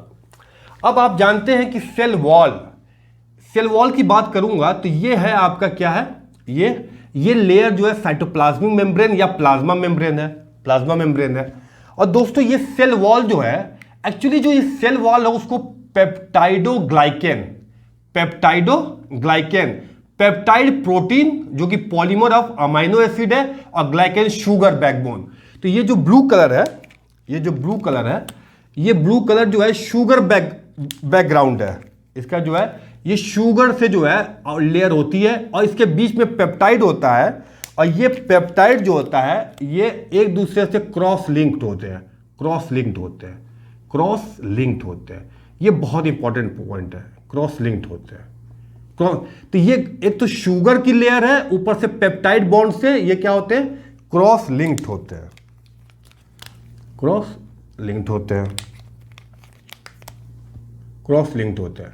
अब इसको दो अगर हम देखें तो ग्लाइकेन की कौन सी लेयर, तो एक्चुअली क्या जो इसको शुगर वाला पार्ट वो दो होता है, एन एसिटाइल म्यूरेमिक एसिड और एन एसिटाइल ग्लूकोसामीन। तो ये डाइसेक्राइड है, ये एक दूसरे ग्लाइकोसिडिक बॉन्ड से बंधे होते हैं। तो ये डाइसेक्राइड है, किसका है, डाइसेक्राइड। इसको और अच्छे समझते हैं। ये जैसे नाम और NAG, N acetyl muramic acid, N acetyl glucosamine, ये जो यूनिट है, ये दोनों यूनिट रिपीटेड होती है। रिपीट होके ही जो है ये पेप्टाइडोग्लाइकेन जो है ना, ये जो लेयर है, ठीक है, ये लेयर पेप्टाइडोग्लाइकेन शुगर मॉलिक्यूल से बना हुआ है। और ये देखिए इसमें पेप्टाइड है, पेप्टाइड ये क्रॉस लिंक है। तो ये नाम नाग और फिर नाम नाग, फिर नाम नाग, ये रिपीटेड यूनिट होती है। और ये पूरा जो है सेल को कवर किया रहता है। इसको टुगेदर जो एक साथ बोलते हैं पेप्टाइडोग्लाइकेन। इसका नाम म्यूरिन भी बोलते हैं, इसको क्या बोलते हैं, म्यूरिन या म्यूकोपेप्टाइड भी बोलते हैं। इसका दूसरा नाम आप म्यूरिन भी कह सकते हैं, म्यूरिन भी कहते हैं, और म्यूकोपॉलीपेप्टाइड, म्यूरिन और म्यूकोपॉलीपेप्टाइड। तो ये है इसकी सेल वॉल, ये है क्या इसकी सेल वॉल। अब ये पेप्टाइडोग्लाइकेन या म्यूरिन या म्यूकोपॉलीसेकेराइड, ये काम क्या आता है, एक तो ये बैक्टीरिया को शेप प्रोवाइड करता है, और होता क्या कि बैक्टीरिया के अंदर जो इसके अंदर जो सॉल्यूशन है वो हाइपर होता है, तो हाइपर ऑस्मोटिक होता है। अब बाहर क्या होता है, हाइपो ऑस्मोटिक होता है। बाहर क्या होता है, हाइपो होता है, हाइपो ऑस्मोटिक।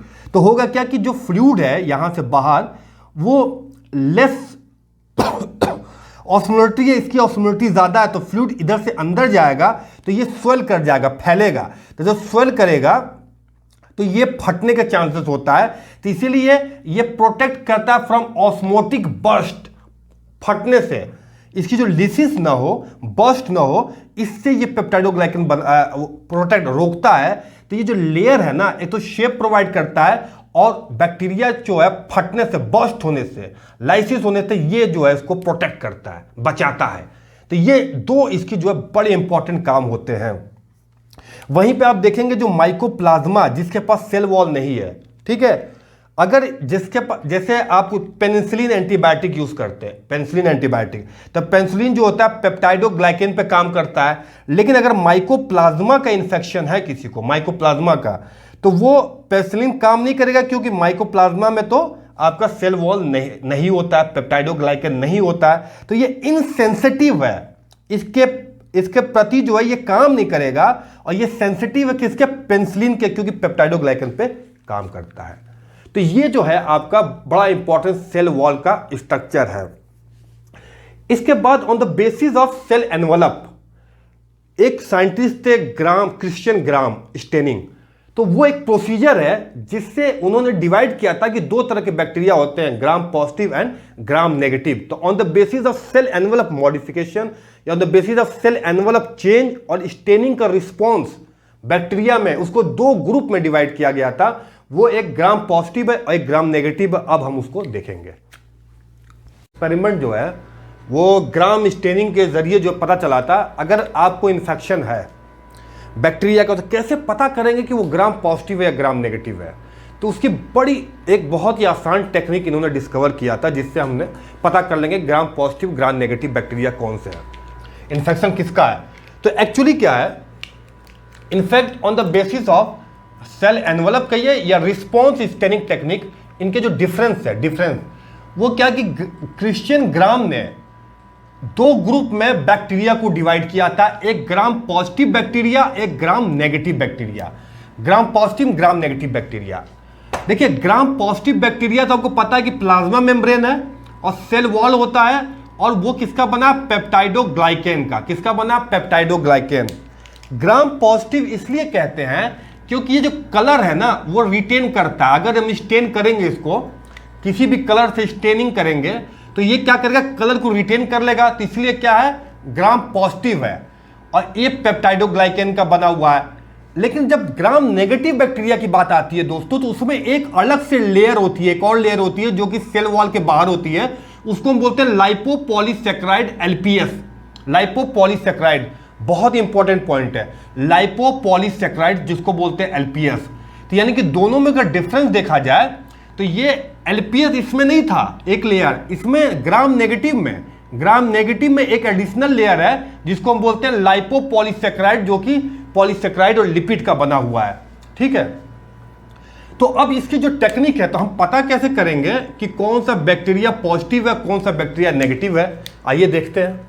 एक्चुअली क्या है ना कि स्पूटम अगर आप लें, कहीं इन्फेक्शन हुआ है, कोई म्यूकस है वहां से निकाला जाए या स्पूटम से, तो उसको क्या करेंगे, एक स्लाइड पे, ये स्लाइड है, इसको स्लाइड पे स्मेयर कर देंगे। स्मेयर मतलब इसको फैला देंगे ताकि एक सिंगल लेयर बन जाए। अब मैं यहाँ एग्जांपल देता हूं कि सपोज करिए ये 4 बैक्टीरिया है, ये पॉजिटिव वाले हैं और ये नेगेटिव वाले हैं। तो अब ये कैसे पता कर लेंगे इस पर स्लाइड पे ये पॉजिटिव है या नेगेटिव है। तो इसको क्या करते हैं, सबसे पहले जब बैक्टीरियल स्मेयर करते हैं तो उसके बाद इसको सुखाते हैं और इसको हीट करते हैं ताकि इसको फिक्स कर दें। फिक्सिंग के लिए ये फिक्स हो गया।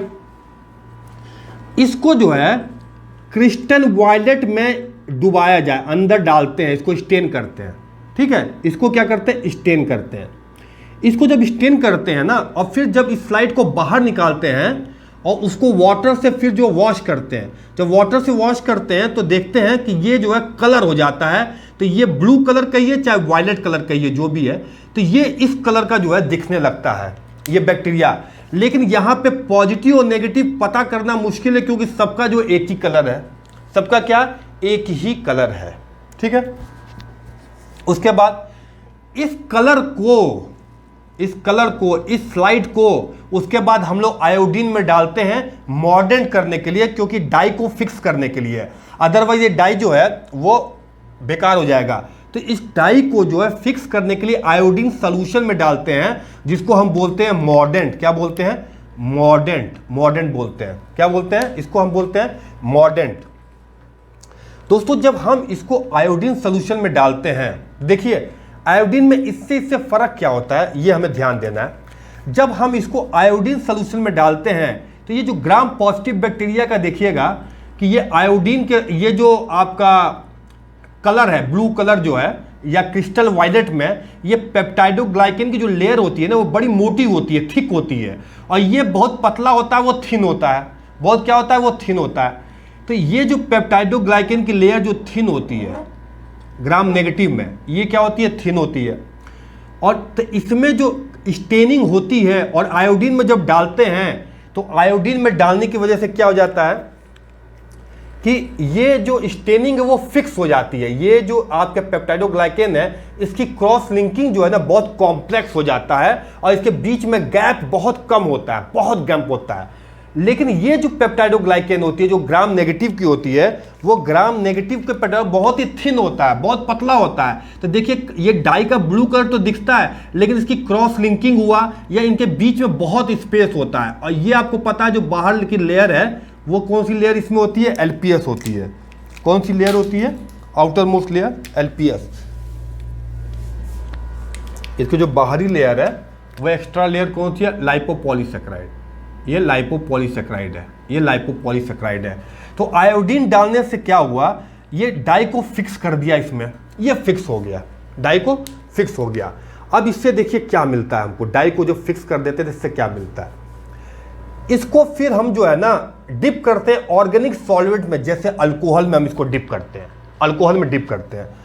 तो दोस्तों होता क्या है कि अल्कोहल से जब हम वॉश करते हैं तो जो आपका जो है आयोडीन के साथ क्रिस्टल पेप्टाइडोग्लाइकेन का कॉम्प्लेक्स बना, भाई ये आयोडीन के साथ कॉम्प्लेक्स बना दिया। आयोडीन की इंपॉर्टेंस यही है कि कॉम्प्लेक्स बनाएगा। अगर आयोडीन नहीं आप करेंगे तो आगे प्रॉब्लम होगी, अभी मैं बताऊंगा कैसे। तो पहले जब आयोडीन के साथ क्या हुआ कि ये कॉम्प्लेक्स बना दिया जिसको बोलते हैं आयोडीन क्रिस्टल पेप्टाइडोग्लाइकेन कॉम्प्लेक्स। तो ये क्या कॉम्प्लेक्स बन गया, और यहाँ पे भी कॉम्प्लेक्स बना, लेकिन ये कॉम्प्लेक्स बड़ा जो है थिन होने की वजह से ये कॉम्प्लेक्स जो है, कॉम्प्लेक्स नहीं, ये बड़ा सिंपल टाइप का जो है ये यहाँ पे क्रिस्टल बना आयोडीन के साथ। जब इसको ऑर्गेनिक सॉल्वेंट में अल्कोहल में डालते हैं, ये अल्कोहल में जब हम इसको डालेंगे, इस स्लाइड को, ये स्लाइड अल्कोहल में जब जाता है तो इस अल्कोहल में एक तो जो बाहर का लेयर है जो लाइपोपॉलीसेकेराइड है, वो जो है डिजॉल्व हो जाती है, वो ख़त्म हो जाती है। उसके साथ साथ जो है ना ये जो आपका पेप्टाइडोग्लाइकेन जो ये जो स्टेन किया हुआ है वो स्टेन जो है ना वो भी निकल आता है। तो जब अल्कोहल से पास होता है और जब इसको हम लोग जो है अब वॉश करते हैं तो इसमें हम देखेंगे कि जो आयोडीन का कॉम्प्लेक्स है जो पॉजिटिव वाला है वो ब्लू हो जाता है और ये जो है कलरलेस दिखता है अल्कोहल के बाद। क्या दिखता है, कलरलेस दिखता है। अगर हम इसको आयोडीन में नहीं डालते, आयोडीन में इंपॉर्टेंट पॉइंट, आयोडीन में नहीं डालते तो इसका भी कलर वैसे ही होता है, इसका भी कलर जो है बिल्कुल सेम होता है जो यहाँ से चलता हुआ आ रहा है। तो ये कलरलेस इसीलिए हुआ क्योंकि आयोडीन से इसको कॉम्प्लेक्स बनाया और जब ऑर्गेनिक सॉल्वेंट में डाला गया तो इसकी आउटर मेम्ब्रेन एक तो एलपीएस गायब हो गई, बाहरी मेम्ब्रेन, और ऊपर से ये जो इसका ये जो लेयर है पेप्टाइडो वो भी इसमें आ गया, तो ये कलरलेस हो गया। ये क्या हो गया, कलरलेस ले गया, तो ये माइक्रोस्कोप में दिखता नहीं है, ठीक है। लेकिन उसके बाद इस स्लाइड को हमने सफ्रानीन में डाला। कहाँ डाला, सफ्रानीन। जब सफ्रानीन में डाला तो ये तो ऑलरेडी रिटेन किया हुआ कलर ब्लू कलर, और ये नहीं किया हुआ तो ये कलर ले लिया सफ्रानीन, जिसको हम अंडर द माइक्रोस्कोप देखेंगे तो ये पिंक या रेड कलर दिखेगा, ये ब्लू कलर दिखेगा। तो जब रेड कलर दिखता है वो ग्राम नेगेटिव बैक्टीरिया है और ये जो है ग्राम पॉजिटिव बैक्टीरिया है। तो gram positive gram negative bacteria को आइडेंटिफाई करने के लिए ये ग्राम स्टेनिंग का पूरा प्रोसीजर होता है। ये जो पेप्टाइडोग्लाइकेन होता है वो म्यूरिन कंटेंट होता है 70 से 80%, और ये 30 से 10% म्यूरिक कंटेंट है। तो ये पेप्टाइडोग्लाइकेन का ये चाहे म्यूरिन एक ही चीज़ है, उसका कंटेंट कम होता है, ठीक है। तो इसमें जो है नेगेटिव और पॉजिटिव में क्या है, नेगेटिव में क्या होता है कि जो म्यूरिन का कंटेंट है वो कम होता है, और पॉजिटिव में म्यूरिन का कंटेंट या पेप्टाइडोग्लाइकेन का कंटेंट ज़्यादा होता है, लेकिन इसमें एलपीएस नहीं होता है और इसमें एलपीएस होता है। तो ये ओवरऑल जो स्टेनिंग इसलिए किया गया है, the purpose of this staining to differentiate between the type of bacteria, that is it is a gram negative bacteria or it is a gram positive bacteria। ये ग्राम नेगेटिव है या gram positive है, इस basis पे इस staining procedure से आपको बिल्कुल क्लियरली पता चल जाएगा कि कैसे स्टेनिंग हुई है और कैसे ये बैक्टीरिया ग्राम पॉजिटिव है ग्राम नेगेटिव है। बहुत आसान है, देखिए ये बैक्टीरिया है और इसमें क्रिस्टल वायलेट दिया तो सारे ब्लू हो गए। आयोडीन मॉडर्न की तरह काम करता है, तो ये आयोडीन के साथ कॉम्प्लेक्स बना दिया, तो इसमें भी कॉम्प्लेक्स बन गया, इसमें कॉम्प्लेक्स बन गया। ये टाइट कॉम्प्लेक्स है, ये लूज कॉम्प्लेक्स है, क्योंकि पेप्टाइडोग्लाइकेन कहिए चाहे म्यूरिन कहिए, इसका कंटेंट बहुत कम है और इसमें कंटेंट ज्यादा है। तो जब ऑर्गेनिक सॉल्वेंट में अल्कोहल से वॉश करेंगे तो ये चूंकि इसका कंटेंट ज्यादा है, तो ये जो है इंटैक्ट रहेगा, रिटेन किया रहेगा कलर को, और ये डिसॉल्व कर जाता है, तो ये क्या होता है, कलरलेस हो जाता है और ये कलरफुल रहता है। जब इसको सैफरनिन में डालते हैं तो कलरलेस वाला जो है सैफरनिन को रिटेन कर लेता है, गेन कर लेता है इसका जो है डाई को, और ये रेड दिखता है या पिंक दिखता है, ये वायलेट या ब्लू दिखता है। तो ये ओवरऑल प्रोसीजर जो है ग्राम स्टेनिंग का है।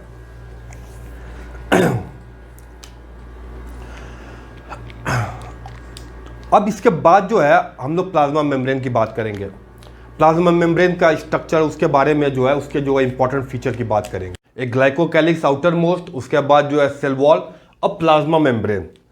प्लाज्मा मेम्ब्रेन जो है वो ये देखिए प्लाज्मा मेम्ब्रेन, ये जो ये वाला है ये ग्लाइकोकैलिक्स जो कि हमने पढ़ लिया, ये है सेल वॉल, ये है सेल वॉल, और ये है आपका थर्ड वाला जो है ये है आपका plasma membrane. Plasma membrane actually जो प्लाज्मा मेम्ब्रेन है वो बिल्कुल लिपिड बाइलेयर की बनी होती है। आपको पता है लिपिड बाइलेयर जो है वो एग्जैक्टली जो है ना स्ट्रक्चर हो चाहे बिल्कुल यूकैरियोटिक सेल की तरह होती है।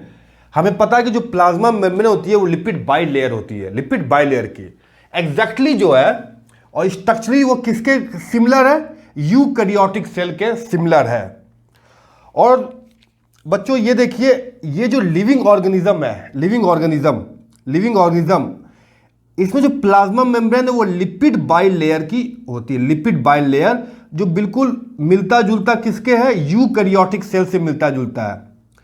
और कोई भी लिविंग ऑर्गेनिज्म है अगर लिविंग है तो वो लिपिड बाइलेयर की मेम्ब्रेन होगी, प्लाज्मा मेम्ब्रेन जरूर होगा।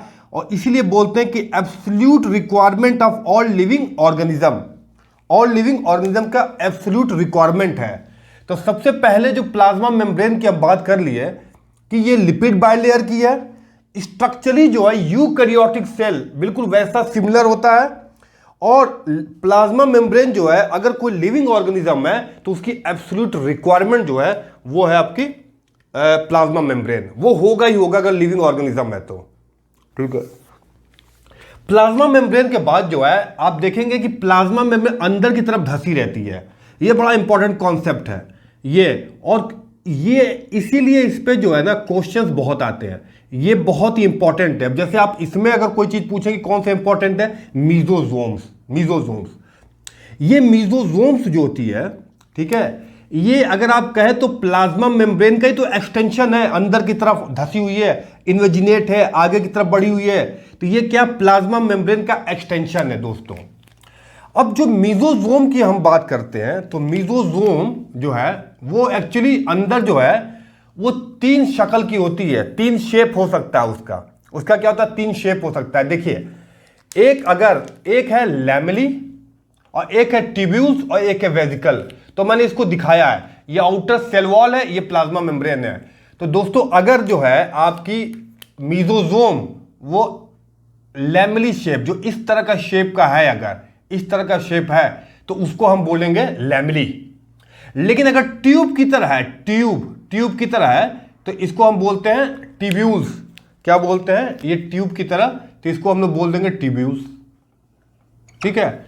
और अगर ये सर्कुलर है, ये सर्कुलर देखिए ये सर्कुलर, तो इसको हम लोग बोलते हैं वेजिकल्स, ठीक है। तो ट्यूब्यूल्स, वेजिकल और लैमेली, ये 3 जो है इसके फॉर्म है। इस 3 टाइप में जो है मीजोसोम का जो स्ट्रक्चर या शेप जो है वो यहां पे पाया जाता है, या तो लैमेली शेप का होगा, या तो ट्यूब्यूल का होगा, या तो वेजिकल होगा। और एक्चुअली ये जो मीजोजोम जो है ना, आप देखेंगे ये देख रहे हैं इसको, ये फोल्ड है, फोल्ड टाइप का होता है मीजोजोम। इसलिए होता है कि जितना ज्यादा फोल्ड होगा वो कम एरिया में एडजस्ट हो जाएगा, कम एरिया में एडजस्ट होगा। और जब कम एरिया में एडजस्ट होगा तो फोल्ड होगा दोस्तों, तो उसका सरफेस एरिया इंक्रीज हो जाएगा। तो ज्यादा सरफेस एरिया होगा जहां पे एंजाइम रिएक्शन हो सकता है, एंजाइम का एक्शन हो सकता है, एंजाइम का एक्शन हो सकता है। तो ओवरऑल जो ये मीजोजोम है, ये जो फोल्ड स्ट्रक्चर है, ये इसलिए है ताकि जो है सरफेस एरिया इसका इंक्रीज हो जाए। और उसके अलावा जो है ये जो ये जो मीजोजोम जो एक्सटेंशन है प्लाज्मा मेम्ब्रेन का, वो रेस्पिरेशन में हेल्प करता है, रेप्लिकेशन में हेल्प करता है, यहां एंजाइम एक्टिविटी में हेल्प करता है, सेल वॉल सिंथेसिस, ये सेल वॉल जो ये आउटर मोस्ट सेल वॉल है इसकी सिंथेसिस में भी ये हेल्प करता है, सिक्रीट करता है, सिक्रीशन में हेल्प करता है। और उसके बाद एक इंपॉर्टेंट पॉइंट है जो फोटोसिंथेटिक बैक्टीरिया है, ब्लू ग्रीन एल्गी। तो ये तो मीजोजोम की बात हो गई, लेकिन जो फोटोसिंथेटिक बैक्टीरिया है जो फोटोसिंथेसिस कराता है, ब्लू ग्रीन एल्गी जिसको साइनोबैक्टीरिया कहते हैं, वो क्रोमोटोफोर पाया जाता है, एक अलग से मॉलिक्यूल है क्रोमोटोफोर, क्रोमत कलर और पिगमेंटेड। तो ये जो कलर होता है, जो कलर पिगमेंटेड होता है, वो फोटोसिंथेसिस में हेल्प करता है, फोटोसिंथेसिस में हेल्प करता है। तो ये है ब्लू ग्रीन एल्गी या साइनोबैक्टीरिया जिसमें क्रोमोटोफोर पाया जाता है। तो ये हम लोगों ने जो है ना ओवरऑल जो स्ट्रक्चर जो है हमने पढ़ लिया कि पहले ग्लाइकोकैलिक्स पढ़ा, उसके बाद सेल वॉल, अब ये प्लाज्मा मेम्ब्रेन पढ़ लिया। उसके बाद बड़ा इंपॉर्टेंट जो है अलग से स्ट्रक्चर है सरफेस अपेंडेजेस या सरफेस पे स्ट्रक्चर जो पाए जाते हैं। तो आपको मालूम है कि सरफेस पे स्ट्रक्चर हमने वो देखा था फ्लैजेला, पिल्लाई, ठीक है, लेकिन कहीं कहीं फिम्ब्री भी पाया जाता है, फिम्ब्रे भी पाया जाता है, ठीक है। तो तीन होते हैं फ्लैजेला, फ्लैजेला, पिल्लाई और फिम्ब्रे। अब इनका काम क्या है देखिए। एक्चुअली फ्लैजेला जो है एक प्रोटीन है फ्लैजलिन, उससे ये बना हुआ है, देखिए फ्लैजेला निकला हुआ है, ठीक है। ये मोटाइल होता है, मोटिलिटी में मूव करने में हेल्प करता है, ठीक है, मूव करने में मोटाइल है, इसलिए हमने इसको जो है वैन टाइप का बनाया है। ये एक्चुअली इसका सबसे बड़ा इंपॉर्टेंट पॉइंट ये कि जो फ्लैजेला जो निकलता है वो सेल वॉल का एक्सटेंशन है। ये सेल वॉल, ये प्लाज्मा मेम्ब्रेन अंदर हो गया, ये सेल वॉल का एक्सटेंशन है। किसका है? ये आपका सेल वॉल का एक्सटेंशन है, सेल वॉल। ये जो एक्सटेंशन हो रहा है वो किसका है? सेल वॉल का एक्सटेंशन है। बहुत इंपॉर्टेंट पॉइंट है, ठीक है, कि एक तो फ्लैजेला जो है सेल वॉल का एक्सटेंशन है, फ्लैजुलिन प्रोटीन का बना हुआ है और हेल्प करता है मोटिलिटी में। अगर फ्लैजेला नहीं तो वो नॉन मोटाइल है, अगर फ्लैजेला है तो वो मोटाइल है, मूवमेंट में हेल्प करता है। उसके बाद अगर इसका क्रॉस सेक्शन, इसके अंदर का एरिया देखा जाए तो उसमें इसके तीन पार्ट्स होते हैं। एक पार्ट जो होता है वो होता है बेसल बॉडी, ठीक है, दूसरा पार्ट जो होता है वो हुक होता है और तीसरा पार्ट जो होता है वो फिलामेंट होता है, ठीक है। पहला बेसल बॉडी, उसके बाद हुक, उसके बाद फिलामेंट। अब जो ये बेसल बॉडी जो होता है, बेसल बॉडी, उसमें 4 रिंग लाइक स्ट्रक्चर भी होता है जो सबसे करीब होता है, जो नीचे की तरफ इंटीरियर साइड में, यानी कि यहां पे जो होगा वो M है, फिर S है, फिर P है, फिर L है। तो इसका जो 3 है, इसमें इंपॉर्टेंट यही है कि इसके जो है बेसल बॉडी, हुक और फिलामेंट, इसके 3 पार्ट्स होते हैं। 3 जो है बहुत इंपॉर्टेंट पार्ट जो है इसमें पाए जाते हैं, 3 इंपॉर्टेंट पार्ट्स इसमें पाए जाते हैं। उसके बाद पहला ये हो गया फ्लैजेला, दूसरा हो गया पिल्लाई, ठीक है। पिल्लाई जो होता है पिलीन प्रोटीन, ये भी पिलीन प्रोटीन से बना होता है। ये एक्चुअली एक बात याद रखिएगा कि अगर पिल्लाई है, अगर प्लाज्मिड है तो पिल्लाई होगा। प्लाज्मिड और पिल्लाई का डायरेक्ट कनेक्शन है, पिल्लाई और प्लाज्मिड का डायरेक्ट कनेक्शन है। अब ये हेल्प करता है मेटिंग या कॉन्जुगेशन में। वो कॉन्सेप्ट क्या है? एक्चुअली क्या होता है कि ये जो है ये डोनर, मान लीजिए एक बैक्टीरिया है, इसके पास प्लाज्मिड है तो इसका पिल्लाई होगा। ये देखिए ये पिल्लाई, ब्लू कलर जो ये पिल्लाई है, ये पिल्लाई के जरिए जेनेटिक मटेरियल जो है रिसिपिएंट जिसमें प्लाज्मिड नहीं है उसमें ट्रांसफर करेगा, तो इसमें भी प्लाज्मिड हो जाएगा फाइनली, और ये प्लाज्मिड डिवाइड होकर इसमें भी चला जाएगा। तो यानी कि जेनेटिक मटेरियल ट्रांसफर में ये हेल्प करता है, इसीलिए हम कहते हैं इसको मेटिंग और कॉन्जुगेशन में हेल्प करता है। ये यहां पे कॉन्सेप्ट है जो आगे बाद में पढ़ेंगे आप, ठीक। तो ये है। उसके बाद जो है आपका फिम्ब्रे।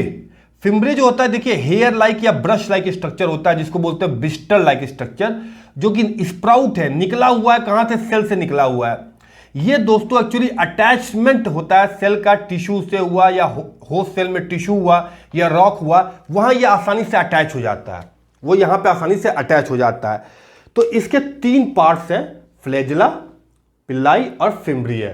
फ्लैजेला रिस्पॉन्सिबल है मोटिलिटी के लिए, और उसके बाद जो है पिल्लाई जो है वो रिस्पॉन्सिबल है कॉन्जुगेशन या जेनेटिक मटेरियल ट्रांसफर करने के लिए। और पिल्लाई है तो प्लाज्मिड जरूर होगा। पिल्लाई और प्लाज्मिड का कनेक्शन जो है ना बिल्कुल डायरेक्ट है, ये बहुत इंपॉर्टेंट है। अगर पिल्लाई है तो प्लाज्मिड होगा। ओके, ये फिमरे जो है हेयर लाइक स्ट्रक्चर है और ये अटैचमेंट में काम होता है। तो दोस्तों हमने जो है सारे प्रोकैरियोटिक सेल के हमने outer layer glycocalyx, cell wall, plasma membrane और उसके अपेंडेजेस या सरफेस पे जो अटैचमेंट है वो कंसेप्ट हमने देख लिया। अब कभी कभी क्या होता है, एक क्वेश्चन बड़ा इंपॉर्टेंट है, सीलिया। तो दोस्तों ये याद रखिएगा, सीलिया जो है ना वो यूकैरियोटिक पार्ट का है, ना कि प्रोकैरियोटिक पार्ट का है। ठीक है, सीलिया जो है यूकैरियोटिक पार्ट का है, ना कि प्रोकैरियोटिक पार्ट का है। तो ये आप जो है कंफ्यूज मत होइएगा। ठीक है, अब एक लास्ट ऑर्गेनेल पढ़ेंगे हम, राइबोसोम।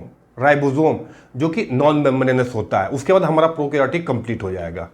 राइबोसोम्स जो कि एक सिग्नल ऑर्गेनेल कहा जाता है, वो प्रोकैरियोटिक में मैंने बताया था राइबोसोम्स। ये राइबोसोम्स जो है ना वो एक ऑर्गेनेल है जो कि बहुत ही छोटा है, बहुत छोटा साइज है और नॉन मेम्ब्रेनस है।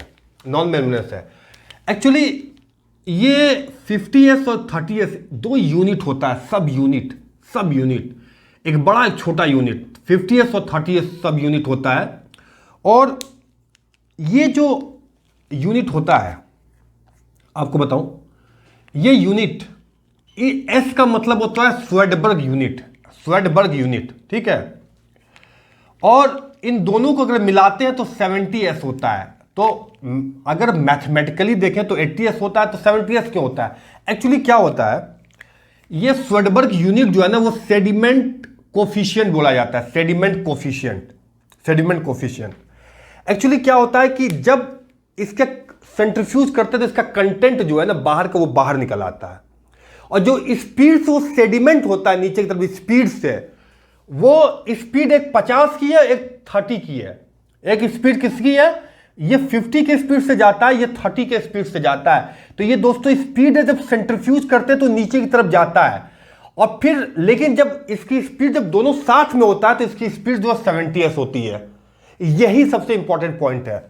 तो इसलिए हम लगते हैं कि जो इसका कंटेंट है साइटोप्लाज्म का, जब इसको सेंट्रीफ्यूज में हम करते हैं तो उसकी स्पीड जो है नीचे की तरफ जाता है। और दिस इज एक्चुअली किस पे डिपेंड करता है? ये डिपेंड करता है इसके मास और मॉलिक्यूलर वेट पे। मास और मॉलिक्यूलर वेट पे डिपेंड करता है। इसीलिए जिस स्पीड से वो सेडिमेंट होता है नीचे तरफ जाता है, जिस स्पीड से, इसीलिए हम उसको स्वेडबर्ग बोलते हैं। क्या बोलते हैं? स्वेडबर्ग यूनिट बोलते हैं। उसको हम लोग बोलते हैं स्वेडबर्ग यूनिट, जिस स्पीड से ये नीचे जाता है। तो सबसे पहले पॉइंट तो ये है कि अगर ये 50s है, 30s है, तो 70s इसलिए बनता है क्योंकि जो इसको सेंट्रीफ्यूज करते थे, जो इसका साइटोप्लाज्मिक कंटेंट है उसके अंदर, जो ये 50s वाला जो सब यूनिट है वो 50 की स्पीड से जाता है अकेला, और 30 के यूनिट से जाता है। लेकिन दोनों को जब साथ में जुड़ जाते हैं तो 70 की स्पीड से जाते हैं। इसको हम लोग जो स्पीड होता है वही स्वेडबर्ग यूनिट कहलाता है। दैट इज सेडिमेंट कोफिशिएंट, किस सेडिमेंट से वो नीचे की तरफ बैठता है। ठीक है, तो ये एक इंपॉर्टेंट पॉइंट है यहाँ पे, उसको आप याद रखिएगा। उसके बाद जो है, और राइबोसोम जो होता है हमें पता है कि प्लाज्मा मेम्ब्रेन पे प्रेजेंट होता है। देखिए प्लाज्मा मेम्ब्रेन पे प्रेजेंट होता है, और ये राइबोसोम प्रोटीन सिंथेसिस में हेल्प करता है। प्रोटीन सिंथेसिस का मतलब ये हुआ कि दोस्तों ये आपका mRNA है, इस mRNA से ये अटैच हो जाता है, ये राइबोसोम अटैच हो जाता है, और फिर यहां से प्रोटीन की जो है सिंथेसिस जो है, फिर यहां से प्रोटीन की सिंथेसिस शुरू होती है, आपको पता ही है। फिर यहां से प्रोटीन जो है, यहां से प्रोटीन जो है, प्रोटीन सिंथेसिस होती है। तो ये एक्चुअली हेल्प करता है प्रोटीन सिंथेसिस में, प्रोटीन सिंथेसिस में, यानी कि प्रोटीन फैक्ट्री है। अगर प्रोटीन बनाना है तो राइबोसोम का होना बहुत जरूरी है। तो इसलिए राइबोसोम जो है ये एक्चुअली, इसको आप कह सकते हैं कि प्रोटीन बनाने की फैक्ट्री है। प्रोटीन बनाने की फैक्ट्री आप कह सकते हैं, ये फैक्ट्री जहां प्रोटीन बनता है। और ये प्लाज्मा मेम्ब्रेन के साथ अटैच होता है या एसोसिएटेड होता है, ये दूसरा पॉइंट है इसका। और ये स्मॉलेस्ट ऑर्गेनल है, 15/20, और ये जो है नॉन मेम्ब्रेन है, राइबोसोम है, इसके ऊपर कोई मेम्ब्रेन नहीं होता है, ये बिल्कुल स्मॉल ऑर्गेनेल है। और ये बना किसका किसका, दो चीजें, राइबोसोमल आरएनए और प्रोटीन, जिसमें 60% राइबोसोमल आरएनए और 40% प्रोटीन है। तो ये अब हमने फिनिश कर लिया प्रोकैरियोटिक सेल का, ओवरऑल जो है ऑलमोस्ट कंप्लीट कर लिया। अब इसके बाद हम यूकैरियोटिक बात करेंगे और कुछ प्रोकैरियोटिक में डिफरेंस की बात करेंगे। तो यहाँ पे हमने कंप्लीट कर लिया। दूसरा जो है लेक्चर मैं आपको फिर लोड करूँगा, तो आप उसको ज़रूर देखिएगा। और दोस्तों सब्सक्राइब ज़रूर करिएगा।